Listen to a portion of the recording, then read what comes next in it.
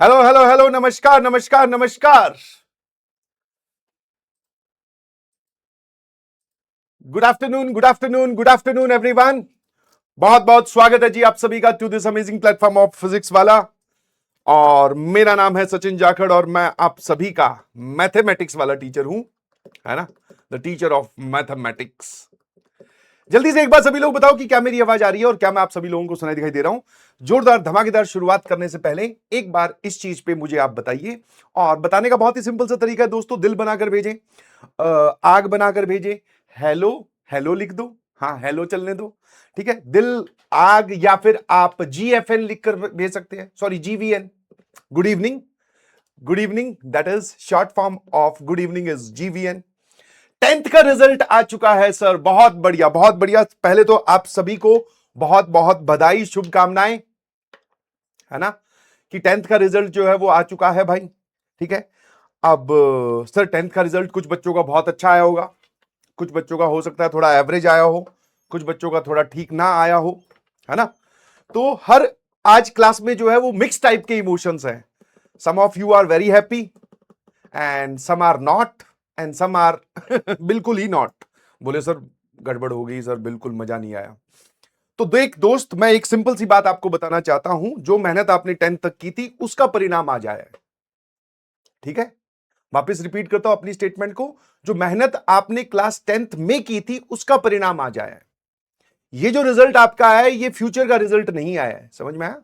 तो देख भाई, सिंपल सी बात, सदे हुए शब्दों में इतना समझाना चाहता हूं कि जेई मेंस और जेई एडवांस में उसका सिलेक्शन होता है जो आज के बाद, आपका बैच स्टार्ट होने के बाद जो मेहनत करना जानता है और जो मेहनत करेगा उसका जेई मेंस और एडवांस में सिलेक्शन होगा, ठीक है। तो आपका रिजल्ट अगर बढ़िया आया है, congratulation, all the very best. Average आया है या बिलो एवरेज आया है या ठीक नहीं आया है, तो बिल्कुल घबराने की, अपने आप पे प्रश्न चिन्ह उठाने की, बिल्कुल अपने आप को डाउट करने की जरूरत नहीं है, ठीक है। Why to fear when I am here, है ना, बिल्कुल घबराने की जरूरत नहीं है। अपने दिमाग से ये सब बातें निकाल दो। I can understand, I can understand कि थोड़ा सा रहता है ना, थोड़ा तो रहता है सर कि यार मेहनत की थी और मैथ्स का पेपर भी थोड़ा टफ आ गया और सर फिर बोर्ड्स थोड़ा अच्छे नहीं गए, तो थोड़ा रहता है, थोड़ा दुख होना भी चाहिए, बिकॉज जिसने हार्डवर्क किया उसको दुख होगा। बट मैं इतना बोलना चाह रहा हूं कि वो दुख इतना बड़ा ना हो कि आप उसकी वजह से अपनी क्लासेस को हैम्पर हो करो, ठीक है। ये मत करना प्लीज, क्योंकि देखो जेई की प्रिपरेशन स्टार्ट हो चुकी है। अब तुम अपने दुख, अपने गम में अगर 2-3 दिन बिता दोगे तो आपका इसका बैकलॉग हो जाएगा, बैकलॉग हो जाएगा तो तुम और परेशान हो जाओगे। तो बैकलॉग मत बनने देना, please promise me this thing, ठीक है, please promise me this thing. बहुत बढ़िया यार, बहुत बढ़िया, शाबाश, बहुत अच्छे मार्क्स आए हैं आप लोगों के। जिन भी बच्चों ने बहुत अच्छा स्कोर किया है, प्राउड ऑफ यू। जिन भी बच्चों ने अच्छा स्कोर नहीं किया है, I am also proud of you. और आपके सारे टीचर्स क्लास 10th वाले भी आप पे उतना ही प्राउड करते हैं, क्योंकि आपने मेहनत तो की है ना भाई। एक बात मैं हमेशा बोलता हूं, लास्ट क्लास के एंड में भी मैंने लिखी थी, it is never about and result, it is always about journey. और वो जर्नी जो क्लास 10th में आप जी कर आए हो, जो आपने मेहनत की है, वो क्लास 11th में भी काम आएगी और आगे जिंदगी में भी काम आने वाली है, ठीक है। यस और no, promise promise promise promise sir, शाबाश, ठीक है। बिल्कुल परेशान मत हो, जैसे मैं अपने अगर छोटे भाई या छोटी बहन को समझाता, अगर उसका रिजल्ट अच्छा नहीं आता तो वही चीजें आपको समझा रहा हूं, ठीक है। बिल्कुल एकदम उसी तरीके से हो, है ना। तो बिल्कुल परेशान मत हो यार, मस्त हो जा, शाबाश, ठीक है। 82%, 87%, 96%, 73%, 61%, कोई बात नहीं, कोई बात नहीं, चलता है चलता है चलता है, ठीक है, कोई बात नहीं। जो हुआ वो अच्छा हुआ और जो होगा वो तो और बेहतरीन होगा सर। मैंने कहा बहुत बढ़िया।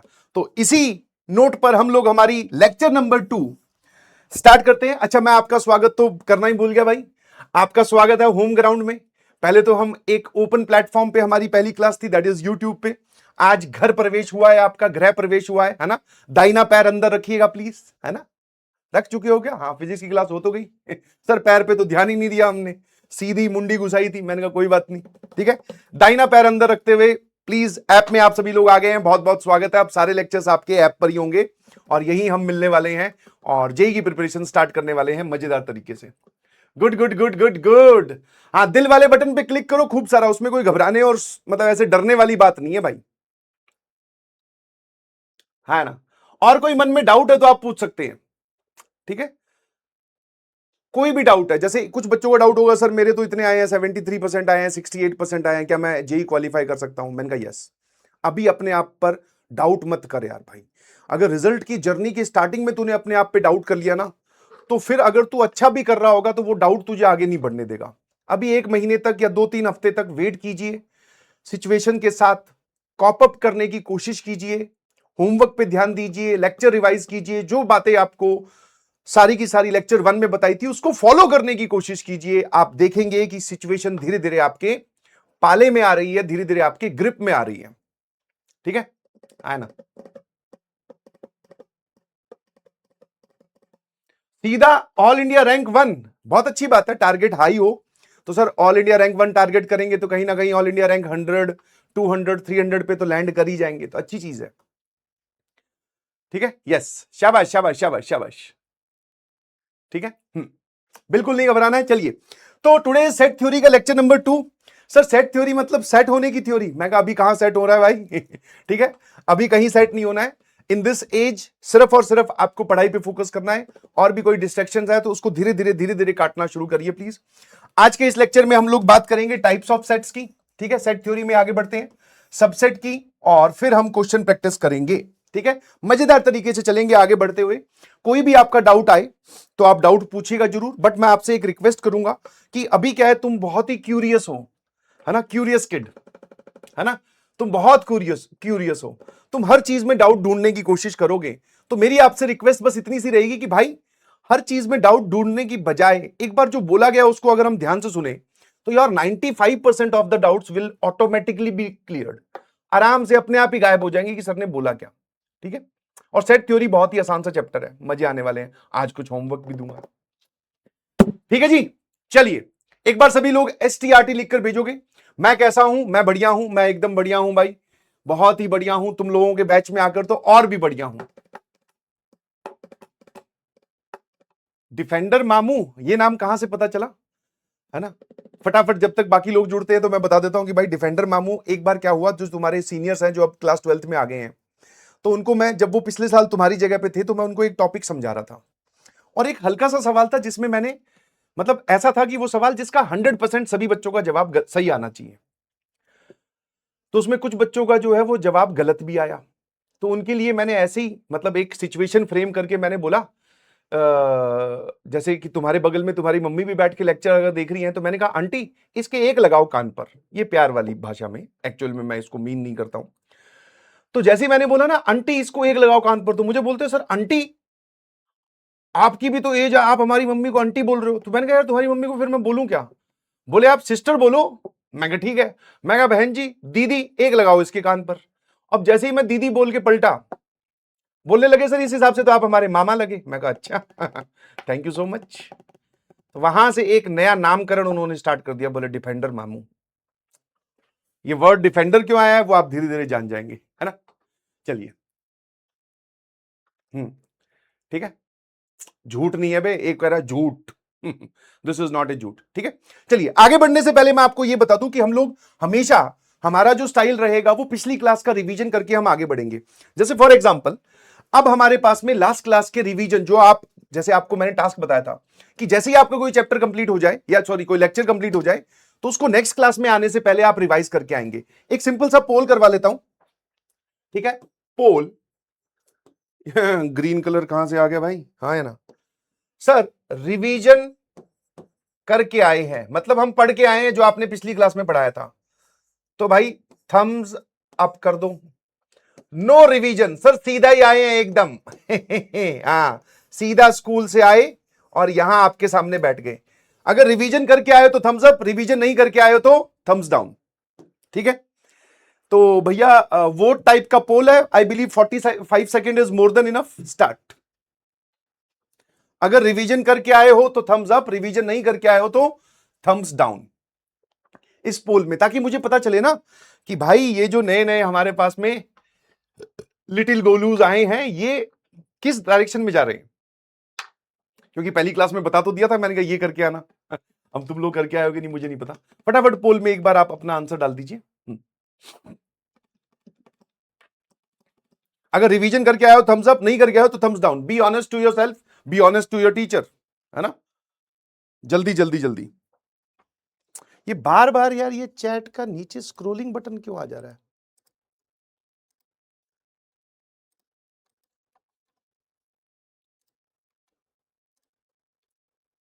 हाँ हाँ, तुम अपने चैट में फटाफट, मतलब उसमें पोल में जवाब दीजिए फटाफट।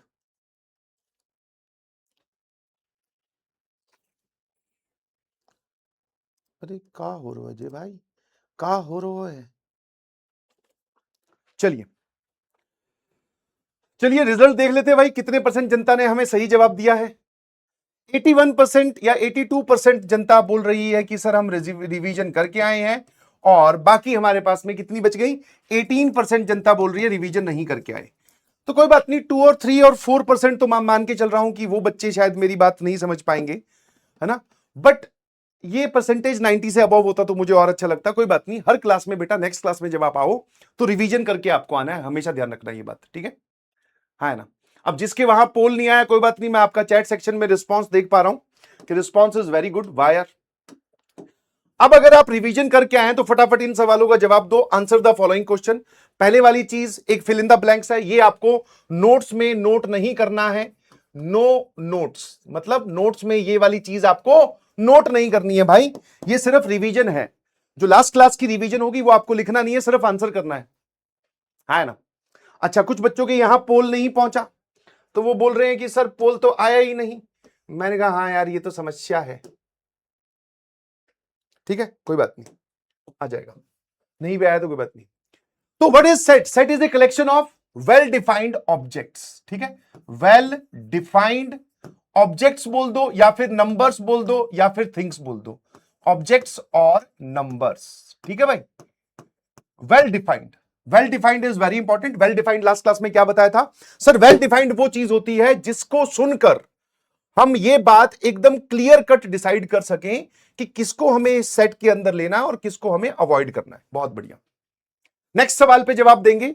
Collection of all toll students of A class, आपकी क्लास के सारे लंबे बच्चों का collection. This statement is well defined और नॉट वेल डिफाइंड, मतलब दिस इज WD और NWD। WD is for well defined, या फिर NWD that is not well defined. जल्दी से बता दे भाई कि ये जो है ये स्टेटमेंट कैसा है, NWD या WD?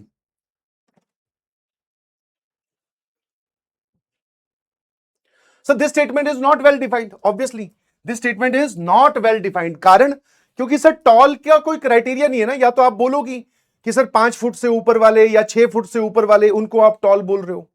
जिसकी हाइट मान लो 4 फुट है उसके लिए 5 फुट वाला टॉल है, 5 फुट वाले के लिए 6 फुट वाला टॉल है। तो ये तो एक रिलेटिव टर्म है, तो this is not well defined. बहुत बढ़िया। अगले वाला, while writing a set in roster form. पिछली क्लास में मैंने आपको सेट को रिप्रेजेंट करने का तरीका या लिखने का तरीका बताया था, फॉर्म 1, और वो थी हमारी रोस्टर फॉर्म, जिसमें किसी भी सेट को हम कैपिटल लेटर से डिनोट करते हैं, फिर हम कर्ली ब्रैकेट्स लगाते हैं, फिर जो जो उसके एलिमेंट्स हैं वो लिखते हैं, फिर कॉमा लगाते रहते हैं। एलिमेंट्स अगर बहुत ज्यादा है तो हम डॉट डॉट डॉट करके छोड़ देते हैं। तो basically this is the roster form. तो भैया तीसरे सवाल में आपसे यह पूछ रहे हैं कि जब आप रोस्टर फॉर्म में रिप्रेजेंटेशन करने जाओ तो किस बात का ध्यान रखना है भाई, बस वो पूछ रहा हूं। दो थिंग्स अपने दिमाग में, कौन कौन सी चीज? तो सर दो चीजें हमारे, मैं यहां पे जो आंसर है वो लिख रहा हूं सर। एक तो रिपीटिशन इज नॉट अलाउड, मतलब कि एलिमेंट्स रिपीट नहीं होने चाहिए, मतलब एक एलिमेंट को आप 2 बार नहीं लिखोगे। और दूसरा, order is not important. Order is not important मतलब कि आप किसको पहले लिख रहे हो, किसको सेकंड पोजीशन पे लिख रहे हो, किसको थर्ड पोजीशन पे लिख रहे हो, इस बात से फर्क नहीं पड़ता, है ना। इस बात से फर्क नहीं पड़ता। बहुत बढ़िया। No repetition and order is not important, बिल्कुल सही। दो चीजें आपको ध्यान रखनी होती है।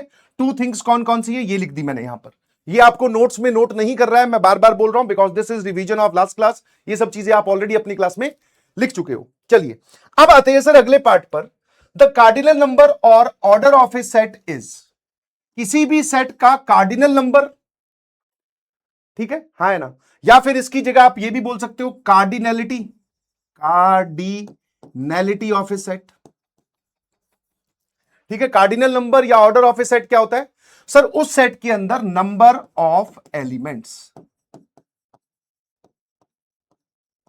अब एक चीज लिख रहा हूं मैं, नोट करके उसको आप अपनी कॉपी में लिखोगे। यस, ये नोट्स में लिखना है। जहां पर आपने फेयर नोटबुक लेके बैठ गए ना भाई, बोला था ना लाइव लेक्चर देखने के लिए आपके सामने 2 कॉपी होनी चाहिए, ठीक है। एक फेयर नोटबुक जिसमें आप नोट्स बनाओगे, एक रफ नोटबुक जिसमें आप क्वेश्चन सॉल्व करोगे मेरे साथ साथ। तो इस फेयर कॉपी में जहां पर आपने ऑर्डर ऑफ ए सेट लिखा है, वहां पर जाकर ये नोट ऐड करना। नोट क्या है वो बता देता हूं मैं आपको। ऑर्डर ऑफ ए सेट या फिर number of elements, number of elements in set ए। अब ये बात जो मैंने इतनी पूरी अंग्रेजी में लिखी है, इस पूरे को शॉर्ट फॉर्म में लिखने का तरीका होता है n of A. N of A मतलब कभी भी आपको ऐसे दिखाई दे स्मॉल एन ब्रैकेट के अंदर ए है, दैट मींस वो पूछ रहा है कि सेट ए में कितने एलिमेंट्स हैं, number of elements in set ए। और यही इसका ऑर्डर भी है और यही इसका कार्डिनल नंबर भी है। इसी को ही आप ऑर्डर बोल सकते हो और इसी को ही आप cardinal number that is CN बोल सकते हो। यस और नो, जल्दी से बताओ। फॉर एग्जाम्पल एक छोटी सी चीज देखो, फटाफट सामने देखना। हेलो हेलो, नजरें एकदम स्क्रीन पर। मान लेते हैं कि सर सेट एक्स जो है वो ये है, -3, -2, 1, 0 और 2। अब मैं आपसे पूछूं कि what is n of x, मतलब आपको यह समझ में आना चाहिए कि उसने क्या पूछा है। तो बेसिकली सर वो सेट एक्स में नंबर ऑफ एलिमेंट्स पूछ रहा है, उसका कार्डिनल नंबर पूछ रहा है, उसका ऑर्डर पूछ रहा है। जल्दी से मुझे बताओ what is n of X. N of X क्या है, जल्दी से बताओ। मतलब number of elements in set X. तो sir 1 2 3 4 5, total we have 5 elements in this set. कितना है भाई? तो अब ये पूछने का तरीका जो है वो थोड़ा चेंज हो गया है। हर बार वो इतनी बड़ी बड़ी स्टेटमेंट नहीं लिखेगा, वो सिंपल इस सिंबल का यूज करेगा। तो ये वाली चीज आप अपने नोट्स में लिख लीजिए। लिख लिए तो फटाफट बोल दो डन कि हाँ सर ये हमने बस इतनी सी लाइन लिखनी है। चाहो तो एक छोटा एग्जांपल लिख लो। लिख लिया अपने नोट्स में यस लिख लिया, शाबाश। सभी का आंसर आ गया 5, बहुत बढ़िया, शाबाश यार, वेरी गुड। लिख लिया? हाँ 2 लाइन ही तो है, सिंपल सी चीज बताइए, इसमें कोई इतना लोड लेने वाली बात भी नहीं है। बहुत बढ़िया, डन। चलिए अब रिवीजन का ही चौथे की जगह 5वां सवाल। मैंने आपको कुछ टाइप के सेट्स बताए थे, आपको यहां पर मैच दी कॉलम बताना है कि ए का करेक्ट मैच कौन सा है, बी का करेक्ट मैच कौन सा है, जो भी आपको ठीक लगे कि ए इज मैच्ड विद। ये वापस से नोट्स में नहीं लिखना है भाई, दिस इज लास्ट क्लास का रिवीजन। ये भी आपको नोट्स में नहीं लिखना है। बार बार मैं आपको कुछ दिन तक थोड़ा मतलब समझाता रहूंगा ताकि आप इसमें फ्लो में आ जाएं। फटाफट बताओ सेट ऑफ नेचुरल नंबर कौन सा है इसमें से। तो sir set of natural numbers को हम किससे डिनोट करते हैं? कैपिटल एन से। और कैपिटल एन जो है वो सर वो ये रहा। तो मतलब सर पहले वाले का जो मैचिंग है दैट इज विद आर। पहले वाले का सर आर है, बहुत बढ़िया। कुछ लोग ए का बोल रहे हैं एन, ए का एन नहीं आर, ऑप्शन बताना आर, आर के आगे एन लिखा हुआ है। तो 1 2 3 4 सर ये नेचुरल नंबर है। सेट ऑफ होल नंबर्स, तो सर होल नंबर में क्या होता है, 0 और ऐड हो जाता है। तो sir this is option number P, मतलब इस तरफ का ऑप्शन नंबर पी। फिर सेट ऑफ इंटीजर्स किससे डिनोट किया जाता है सर? सेट ऑफ इंटीजर आप चाहो तो जेड से डिनोट कर लो, चाहो तो आप आई से डिनोट कर लो, ठीक है। सेट ऑफ इंटीजर या जेड से या आई से। तो सर इंटीजर में क्या होता है, पॉजिटिव नेगेटिव दोनों आते हैं। +1 आ रहा है तो -1 भी आएगा, +2 आ रहा है तो -2 भी आएगा, +3 आ रहा है तो -3 भी आएगा ऑब्वियसली। तो सर इसका जो हमारा करेक्ट ऑप्शन हो गया दैट इज टी। हाँ बी का पी, सी का टी, बहुत बढ़िया। That of non positive integers, that देख रहे हो भाई, डेट क्या होता है सर? मैंने कहा कुछ नहीं, ये थोड़ा प्रिंटिंग मिस्टेक हुई है किसी से। जो हमारे भैया जो है वो ये टाइप करते हैं, उनसे डेट लिखा गया, एस के बगल में डी होता है शायद कीबोर्ड पर। पहुंच पा रहे हैं हम उनकी सिचुएशन पे, गलती से उंगली एस की जगह डी पे चिपकी होगी। Set of non positive integers, ये बताओ नॉन पॉजिटिव इंटीजर्स कौन से हैं? अब मैंने आपको इस वर्ड का मतलब समझाया था कि नहीं समझाया था? नॉन पॉजिटिव मतलब कि सर हमारे पास में 3 ही वैरायटी होती है, one is positive, another is zero, another is negative. वो बोल रहा है नॉन पॉजिटिव मतलब पॉजिटिव नहीं होने चाहिए। तो कौन कौन से बचे? जीरो और नेगेटिव। ऐसा नहीं लग रहा है ये आंख मार रहा है जीरो और नेगेटिव वाले कौन कौन से सर? ये रहे। तो हमारे पास में सर इसका जो मैचिंग होगी दैट इज क्यू। बहुत बढ़िया। Set of rational numbers. Rational numbers कौन से हैं भाई? सर जिसमें रेशियो, दो इंटीजर्स का रेशियो लिया जाता है पी बाई क्यू फॉर्म, वो होता है sir set of rational number, और वो हमें दिखाई दे रहा है सर एस। अब एक बच्चे ने सिर्फ इसका आंसर एस दिया, हां मोस्ट अप्रोप्रिएट आंसर एस है, बट क्या होल नंबर्स भी रैशनल नंबर है? हां सर ये भी चलेगा। क्या ये जो क्यू ऑप्शन है क्या वो भी चलेगा? हां सर ये भी सारे रैशनल नंबर्स हैं। क्या ये भी सारे रैशनल नंबर हैं? हां सर ये तो रैशनल नंबर है ही सर, ये भी सारे रैशनल है। हां सर तो इसका आंसर तो सारे हो गए P Q R S T. वैसे अगर मैं बात करूं तो एग्जैक्ट आंसर तो इसमें सर ये मैच करेगा, बट ये सारे भी रैशनल नंबर हैं, सारे नेचुरल नंबर्स भी रैशनल नंबर होते हैं, सारे इंटीजर्स भी रैशनल नंबर्स होते हैं, होल नंबर्स भी रैशनल नंबर होते हैं। तो इसमें तो आप सारा बोल सकते हो ना P Q R S T, है ना these all are rational numbers. Clear है भाई सभी को? अगर क्लियर है तो क्या लिखकर भेजना है? CLR। बहुत बढ़िया। चलिए, तो मैंने आपको टोटल पिछली क्लास में 5 तक चले गए थे हम, ठीक है? 5 मतलब रैशनल नंबर पे हमने खत्म किया था, क्यू से डिनोट करते हैं, है ना? सेट ऑफ रैशनल नंबर को किससे डिनोट किया जाता है बेटा? क्यू से, है ना? अब आ जाओ sir what is irrational numbers. तो मेरे ख्याल से इररेशनल नंबर्स आपको पता होंगे, ऐसे नंबर्स या ऐसे रियल नंबर्स जिनको आप दो इंटीजर्स के रेशियो में नहीं लिख सकते, दो इंटीजर्स के रेशियो में नहीं लिख सकते। बेसिकली जो रैशनल नहीं होते वो इररेशनल होते हैं। वापस सुनो, जो रैशनल है वो तो ठीक है, जो बच गए वो सारे के सारे इररेशनल। तो इररेशनल नंबर्स को हम डिनोट करते हैं इस सेट से, क्यू बार, या फिर आप क्यू के ऊपर छोटा सी। अब ये छोटा सी क्यों लगाया? दिस स्टैंड्स फॉर कॉम्प्लीमेंट, ये आगे चलकर आपको समझ में आएगा। क्यू बार, क्यू बार का मतलब हो गया कि रैशनल नंबर का उल्टा, है ना? रैशनल नंबर का उल्टा, जिस भी सेट के ऊपर हम बार लगाते हैं ना उसका मतलब होता है उसका उल्टा। ये जो लाइन लगा देते हैं ये आपको धीरे धीरे समझ में आएगा, अभी तो आप इसको एज ए सिंबल ट्रीट करो। तो कौन कौन से हैं भाई रैशनल नंबर्स? जैसे फॉर एग्जांपल सर √2, फिर √3, √4 होगा क्या? नहीं सर, √5 हो जाएगा, फिर √6 हो जाएगा, फिर √7 हो जाएगा, फिर √8 हो जाएगा, √9 नहीं होगा, ऐसे करके सर ये सारे के सारे इररेशनल नंबर्स हैं। फिर एक आप जानते होंगे पाई। तो सर ये हमारे पास में इररेशनल नंबर्स का सेट आ गया, है ना? ये क्या आ गया सर? इररेशनल नंबर्स का सेट आ गया। ठीक है, मैंने कुछ एग्जांपल्स लिख दिए। इसको सोचने का सिंपल सा तरीका है कि भाई जो नंबर्स रैशनल हैं वो तो ठीक है, जो बचे वो सारे इररेशनल। ठीक है, हाँ अभी मैं रियल नंबर्स की बात कर रहा हूं क्योंकि आगे चलकर आपको कॉम्प्लेक्स नंबर्स भी बताए जाएंगे, चैप्टर है आपका उसकी बात करेंगे पूरी। हाँ पाई होता है, ई होता है, बहुत सारे होते हैं, बट अभी सिर्फ इतना ही लिख लो समझने के पॉइंट ऑफ व्यू से। These are all irrational numbers. अब ये बात क्या लिखी हुई है सर? अगर आप इनकी वैल्यू साइंटिफिक कैलकुलेटर से कैलकुलेट करने की कोशिश करोगे तो इनका जो डेसिमल में आंसर आता है, जैसे √2 की वैल्यू क्या होती है? 1.414, ये हम कैलकुलेशन पर्पस के लिए ले लेते हैं। बट अगर मैं एग्जैक्ट वैल्यू पे जाऊं तो सर डेसिमल के बाद में this is non terminating non repeating, मतलब डेसिमल के बाद में ना तो कभी वो नंबर्स खत्म होंगे और ना कभी एक दूसरे को रिपीट करेंगे, कोई पैटर्न रिपीट नहीं करेंगे। तो डेसिमल के बाद में जो नॉन टर्मिनेटिंग नॉन रिपीटिंग हो वो इररेशनल नंबर्स होते हैं, या सिंपल भाषा में आप ये वाली चीज याद रखो। ठीक है भाई, लिख लिया? जल्दी से डन कर दिया तो DONE लिखकर भेज दो फटाफट, फिर आगे बढ़े। हाँ हाँ, नॉन टर्मिनेटिंग नॉन रिपीटिंग, ना ही टर्मिनेट हो रहा मतलब ना ही खत्म हो रहा और ना ही रिपीट हो रहा कोई पैटर्न।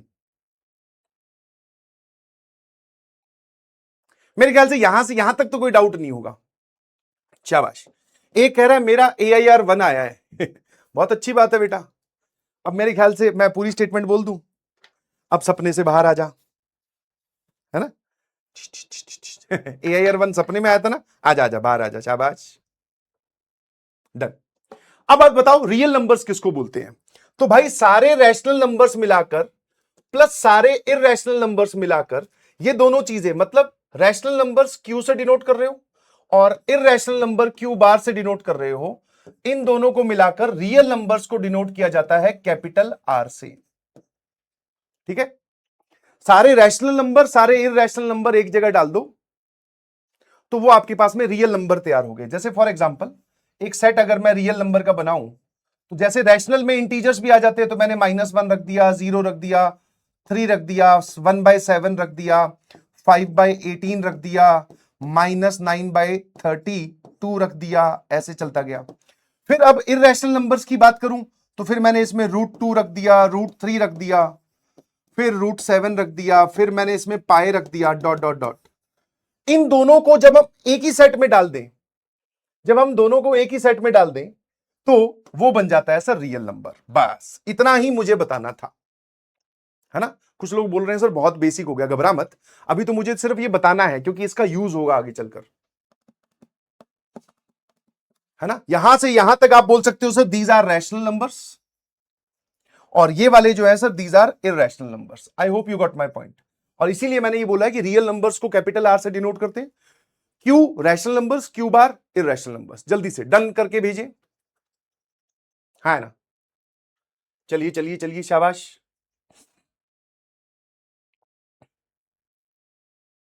है ना। कुछ बोल रहे हैं सर बेसिक मैथ्स, तो मैंने आपको बोला था यार बेसिक मैथ्स जो है वो हमारा सेकंड चैप्टर है। मैंने आपको शायद इसका एक्सप्लेनेशन दिया था कि नहीं दिया था, एक बार जल्दी से बताओ। बेसिक मैथ्स क्या है, एक बहुत बड़ा चैप्टर, उसमें लॉग भी आता है, इनइक्वालिटी भी आती है, मॉडुलस भी आ जाएगा, एक्सपोनेंशियल भी आ जाएगा, आइडेंटिटीज भी आ जाएगी, बहुत सारी चीजें आ जाएगी। तो शुरू शुरू में तुम्हारे पे अगर इतना डाल दिया जाएगा ना, तो तुम्हें लगेगा कि यार फिजिक्स में तो आसान आसान चल रहा है, यूनिट एंड डायमेंशन। अपने जो राजू भाई हैं वो बाजी मार जाएंगे, हाँ राजवंत सर, प्यार से राजू भाई है उनका नाम, तो वो बाजी मार जाएंगे, क्योंकि उन्होंने बोला था कि फेवरेट सब्जेक्ट क्या हो गया, फिजिक्स। ऐसा नहीं होने के लिए अपने ने चाल खेल दी। मैं कहा जो आसान वाला चैप्टर है वो पहले ले आओ, सेट थ्योरी, मजा आएगा इसमें। अगला चैप्टर हमारा वो बेसिक मैथ्स ही, घबराओ मत, ऐसा नहीं है कि पढ़ाया नहीं जाएगा। चलिए अब आते हैं एक सेट को रिप्रेजेंट करने की फॉर्म 2। जल्दी से मेरे सामने देखना कि फॉर्म 1 क्या थी, अगर मैं रिपीट करवाऊं तो। सर फॉर्म 1 थी जिसको आप बोल रहे थे रोस्टर फॉर्म, लिखना नहीं है अभी कुछ भी, सिर्फ समझा रहा हूं, या फिर आप इसको टेबुलर फॉर्म भी बोलते हैं। इसमें क्या होता है सर, इसमें रोस्टर फॉर्म और टेबुलर फॉर्म में क्या होता है, किसी भी सेट को हम एक कैपिटल लेटर से डिनोट करते हैं, करली ब्रैकेट लगाते हैं, सारे जो भी एलिमेंट्स हैं उनको लिखते जाते हैं, कॉमा लगाते जाते हैं। This is basically roster form, मतलब कि हमें सारे के सारे एलिमेंट्स विजिबल होंगे। दिख रहे हैं ना कि 2 3 7 are the part of this set, है ना। बहुत बढ़िया। अब सेट बिल्डर फॉर्म में क्या होता है, एलिमेंट्स दिखते नहीं,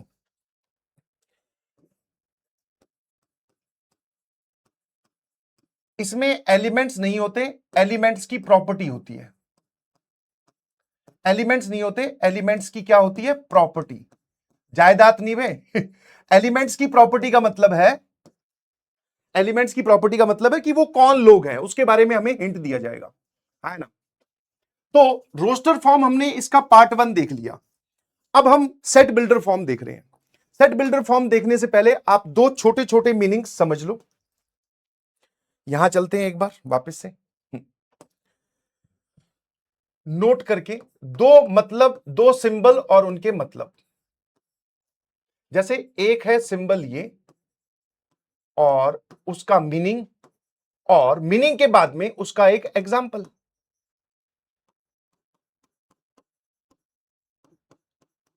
ठीक है, पहला सिंबल है ये वाला जिसको आप बोलते हो एप्साइलन। क्या बोलते हैं इसको, एप्साइलन। सर इसका मतलब क्या है, इसका मतलब है बिलोंग्स टू। सामने दिखता रहना और साथ साथ में चाहे तो लिख भी ले, क्योंकि ये इतना समझने वाला पार्ट नहीं है। ठीक है ना। हाँ ये लिखना है नोट्स में। सिंबल क्या है, एप्साइलन।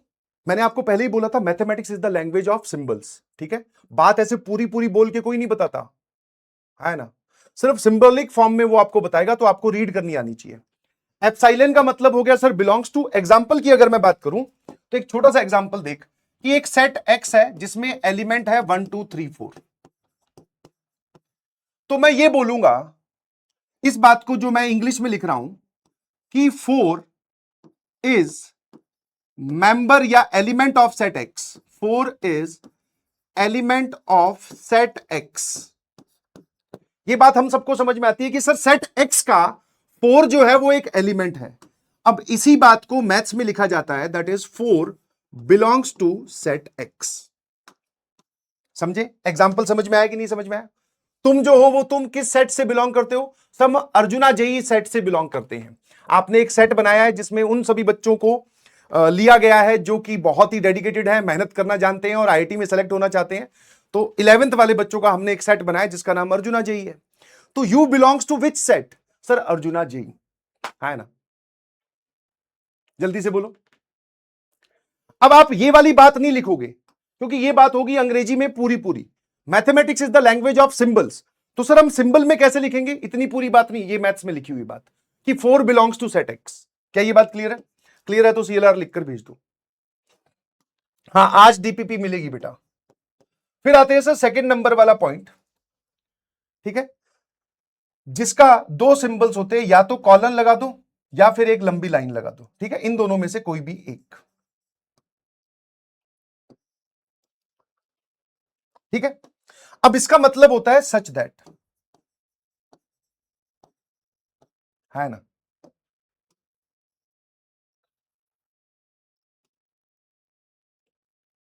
आगे चल के धीरे धीरे मैं तुम्हें सिंबल्स बताता रहूंगा। या तो कॉलन या फिर एक लंबी लाइन। इसका मतलब क्या होता है सर? इसको कैसे रीड करते हैं? दिस इज सच दैट, ठीक है। अब मैंने जैसे इसका एक एग्जांपल बताता हूं। एग्जांपल के लिए मैंने बोला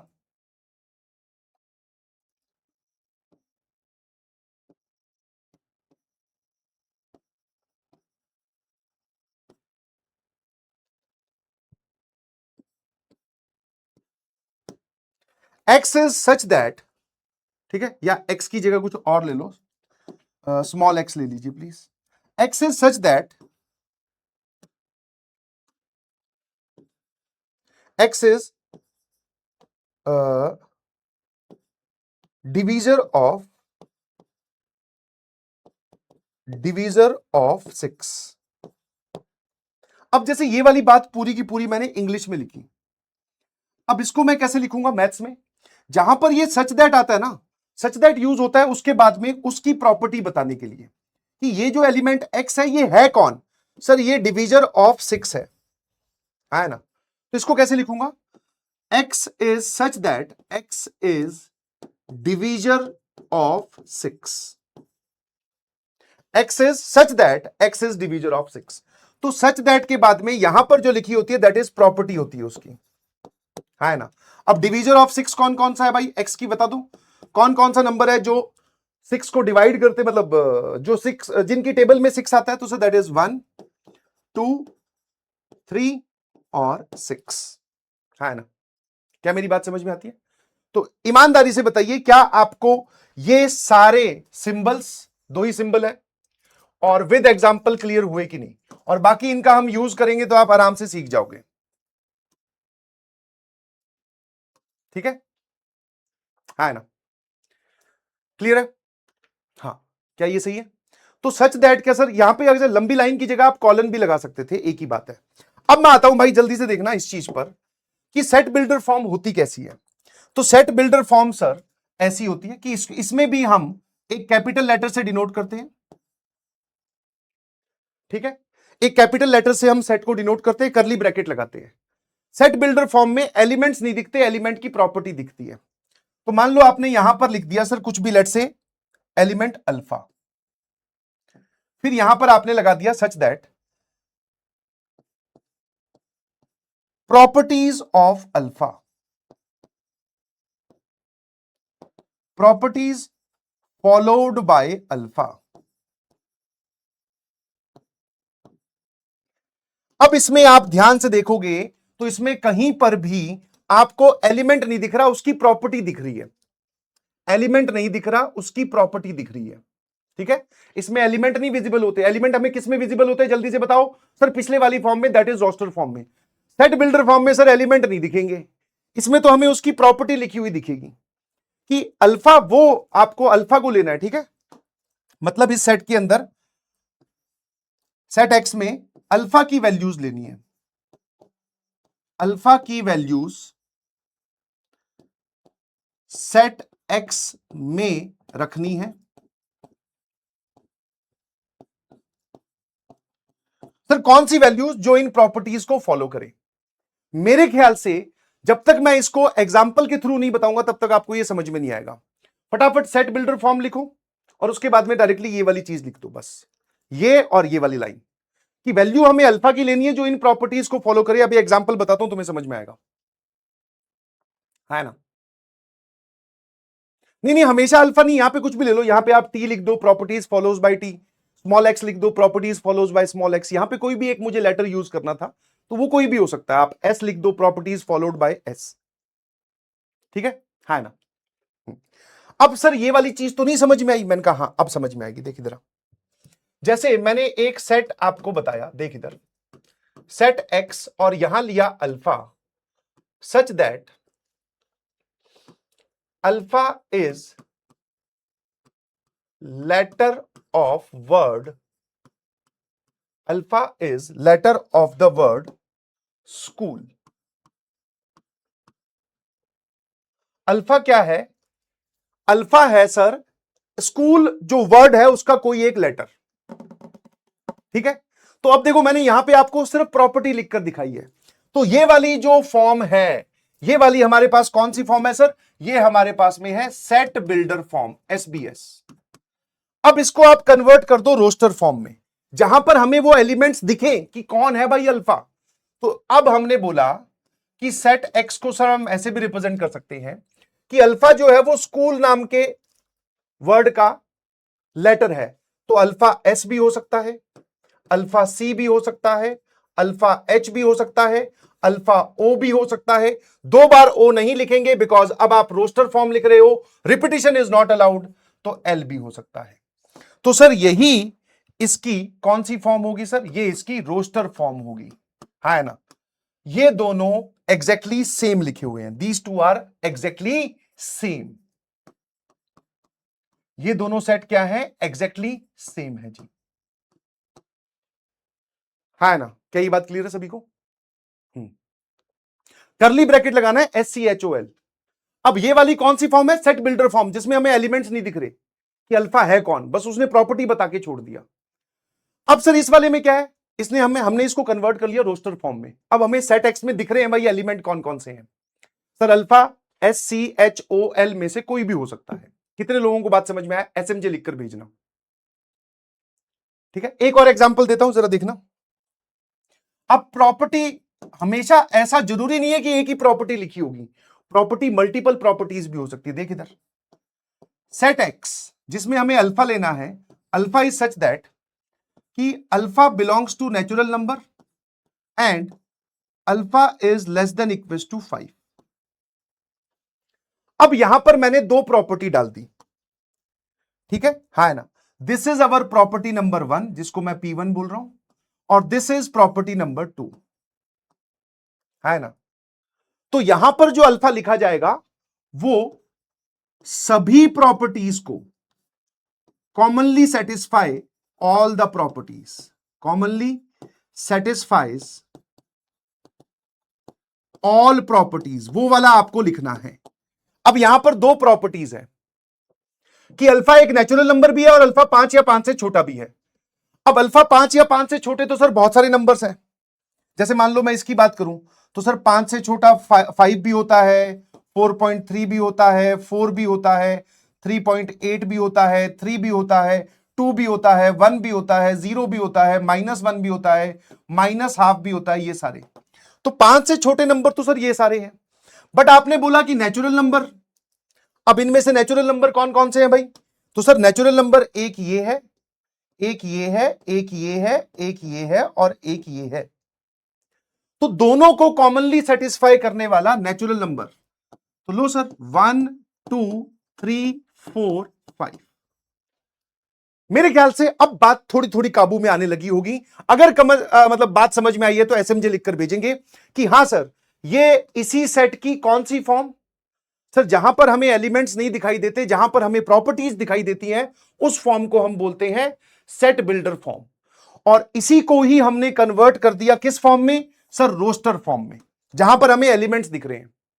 कितने लोग समझ गए कि सर अब ऐसे दिया जाएगा, ठीक है?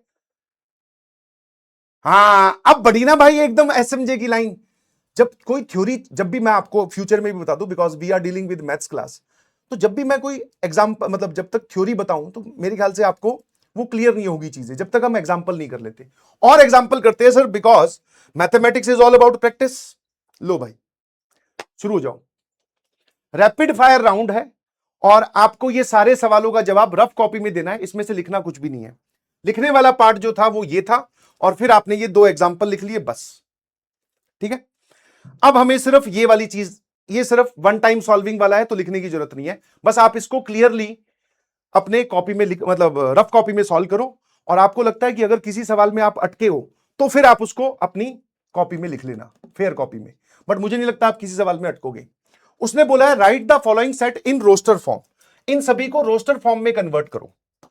और ये सारे के सारे सेट बिल्डर फॉर्म में दे रखे हैं, देखो भाई, क्योंकि किसी में भी आपको एलिमेंट्स नहीं दिख रहे। पहले वाले का बता दो आराम से आंसर क्या होगा। आराम से पढ़ते हैं। x is such that x is a whole number and x is less than 5। अब यह बात वो ऐसे लिख दे, बट सर ये भी आपने अंग्रेजी का भरपूर यूज कर लिया, आप तो स्टेटमेंट्स लिखने लग गए। तो मैथ्स में स्टेटमेंट्स नहीं लिखी जाती, सिंबल्स का यूज होता है। तो इसी चीज को वो ऐसे भी लिखेगा, x is such that कि x belongs to whole number। मतलब पहली प्रॉपर्टी उसने बता दी कि भाई x एक होल नंबर है और x 5 से छोटो है। 5 से छोटो है मतलब उसके बराबर भी नहीं है। तो भाई यहां पर बता सेट ए में कौन कौन से एलिमेंट्स लेने हैं। 5 से छोटे नेचुरल नंबर नहीं, होल नंबर्स। तो 0 1 2 3 4 सर यही आएंगे। अब एक बच्चा अपने मन में डाउट पाले बैठा है कि सर आपने इसमें 5 क्यों लिया। भाई 5 इसलिए नहीं लिया क्योंकि वो बोल रहा है कि लेस देन 5। इक्वालिटी थोड़ी लगा रखी है यहां पर कि हाँ भाई लो इक्वल्स टू 5 भी चलेगा। लेस देन मतलब 5 से छोटे। सर 0 को क्यों ले लिया, क्योंकि सर होल नंबर है। अगला सवाल, alpha is a prime number. पहली प्रॉपर्टी उसने आपको बता दी है कि अल्फा एक प्राइम नंबर है, और दूसरा अल्फा इस इक्वेशन का रूट है। ठीक है, अल्फा एक प्राइम नंबर है और अल्फा इस इक्वेशन का रूट है। तो पहले एक काम करते हैं सर, इस इक्वेशन के रूट्स निकालते हैं, है ना। तो इस इक्वेशन के रूट्स बता क्या होंगे भाई। सर मिडिल टर्म स्प्लिटिंग से 28 आना चाहिए, तो 11 का 7 और 4 हो जाएगा, है ना। आहा हा हा, मजो ही मजो। सर इनमें से अल्फा कॉमन लेंगे तो यहां आएगा अल्फा -7, और इसमें से -4 कॉमन लेंगे तो ये आएगा alpha -7। Middle term splitting, 2 factors आगे सर, अल्फा -7 और अल्फा -4। तो सर यहां से हमारे पास अल्फा की वैल्यू आ गई 4,7। तो इसको सेटिस्फाई करने वाले अल्फा हमारे पास में 4 और 7 है ना। और इसमें से भैया हमें प्राइम नंबर चाहिए, सिर्फ एक ही है सर इन दोनों को कॉमनली सेटिस्फाई करने वाला। तो भाई जब मैं इसको कन्वर्ट करूंगा कौन से फॉर्म में, रोस्टर फॉर्म में, कैपिटल एक्स से डिनोट कर रखा है, सिर्फ एक ही इंसान आएगा, that is 7। Thala for a reason, answer is 7। 7,4 अगर कोई बच्चा लिख रहा है, मान लो एक बच्चे ने आंसर दिया कि sir set x is nothing but 4,7, ये सही है कि गलत है ये बताओ। ऑब्वियसली सर ये गलत है, कारण क्योंकि आपने 2 प्रॉपर्टीज लिखी थी, उसमें से दोनों को कॉमनली सेटिस्फाई करने वाला वहां लिखना है ना भाई। प्राइम नंबर भी होना चाहिए, 4 is not a prime number, 7 is a prime number. शाबाश। अगला सवाल, X is a letter of the word principal. अरे यार ये तो आसान है ना, ये तो सर तुरंत हो जाएगा। तो लेटर सॉरी सेट ए जिसमें हमें एक्स लेना है, और एक्स क्या है, letter of the word principal.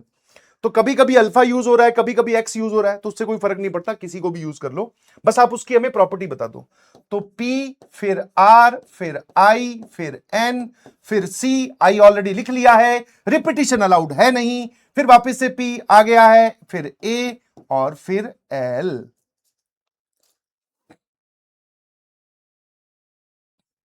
एक बार बताना, व्हाट इज कार्डिनल नंबर या number of elements in set ए। मतलब इसी में ही मैं अगर पूछ लेता कि नंबर ऑफ एलिमेंट्स डायरेक्टली, तो पहले तुम ये वाली फॉर्म लिखते फिर ये बताते 1 2 3 4 5 6 7। सर इसमें हमारे पास में total number of elements are 7। ठीक है, हो गया। हाँ अगला, अब अगले वाला ध्यान सुनना। x belongs to, x is such that x is integer. पहली चीज उसने ये बोल दी कि इंटीजर है, और दूसरी चीज उसने ये बोल दी कि इसको सेटिस्फाई करता है कि -3 या -3 से बड़ा और 4 से छोटा। तो जरा बताना कौन कौन से इंटीजर्स होंगे।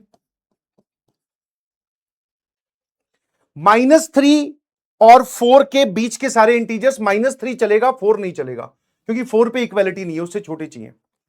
तो -3 एक इंटीजर है, फिर इसके राइट में आओ -2, फिर -1, फिर 0, फिर 1, फिर 2, फिर 3। क्या मुझे कोई बच्चा बता सकता है कि मैंने -3 को क्यों लिया और 4 को क्यों नहीं लिया? कारण, क्योंकि -3 पे आपने इक्वालिटी लगा रखी है, मतलब x -3 के बराबर हो सकता है, बट x हमेशा 4 से छोटा होगा, तो 4 से छोटा इंटीजर तो सर यही है ना।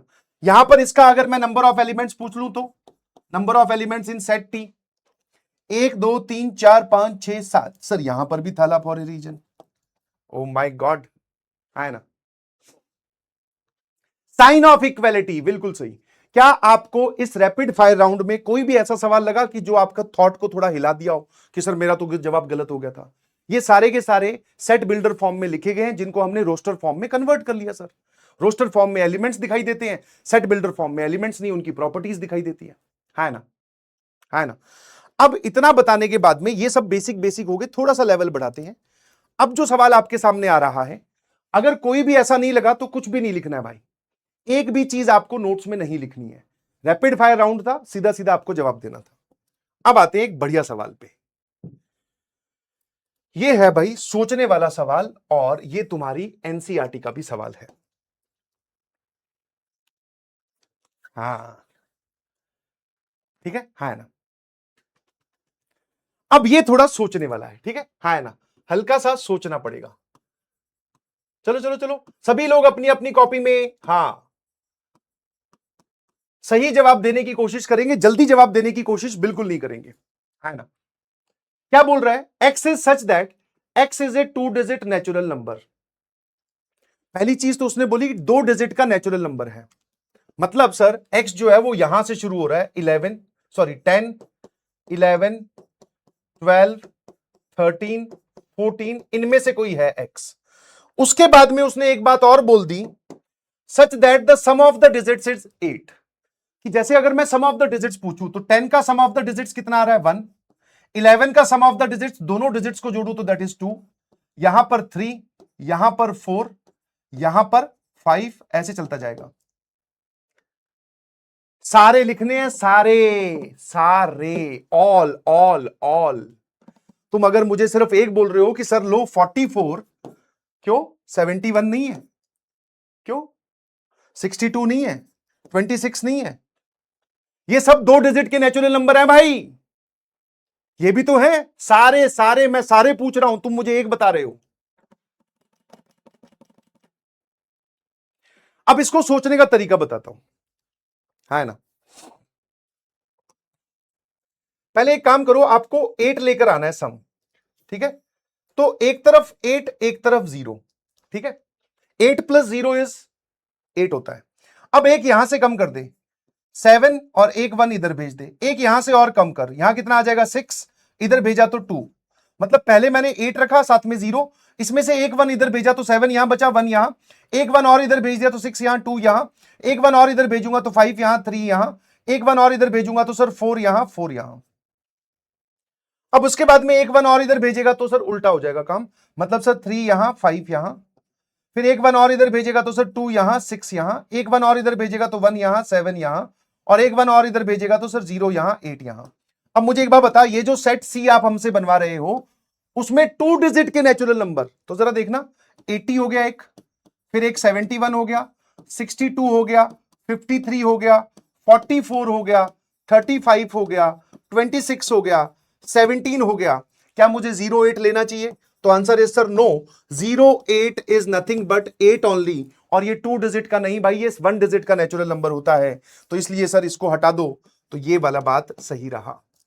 सर ये है हमारा सेट सी, और अगर मैं इसमें आपसे इसका कार्डिनल नंबर पूछ लूं, ऑर्डर पूछ लूं, नंबर ऑफ एलिमेंट्स पूछ लूं, तो क्या आप मुझे जवाब दे पाएंगे? तो आंसर इज सर यस, 1 2 3 4 5 6 7 8, तो कार्डिनल नंबर या फिर order of this set is 8।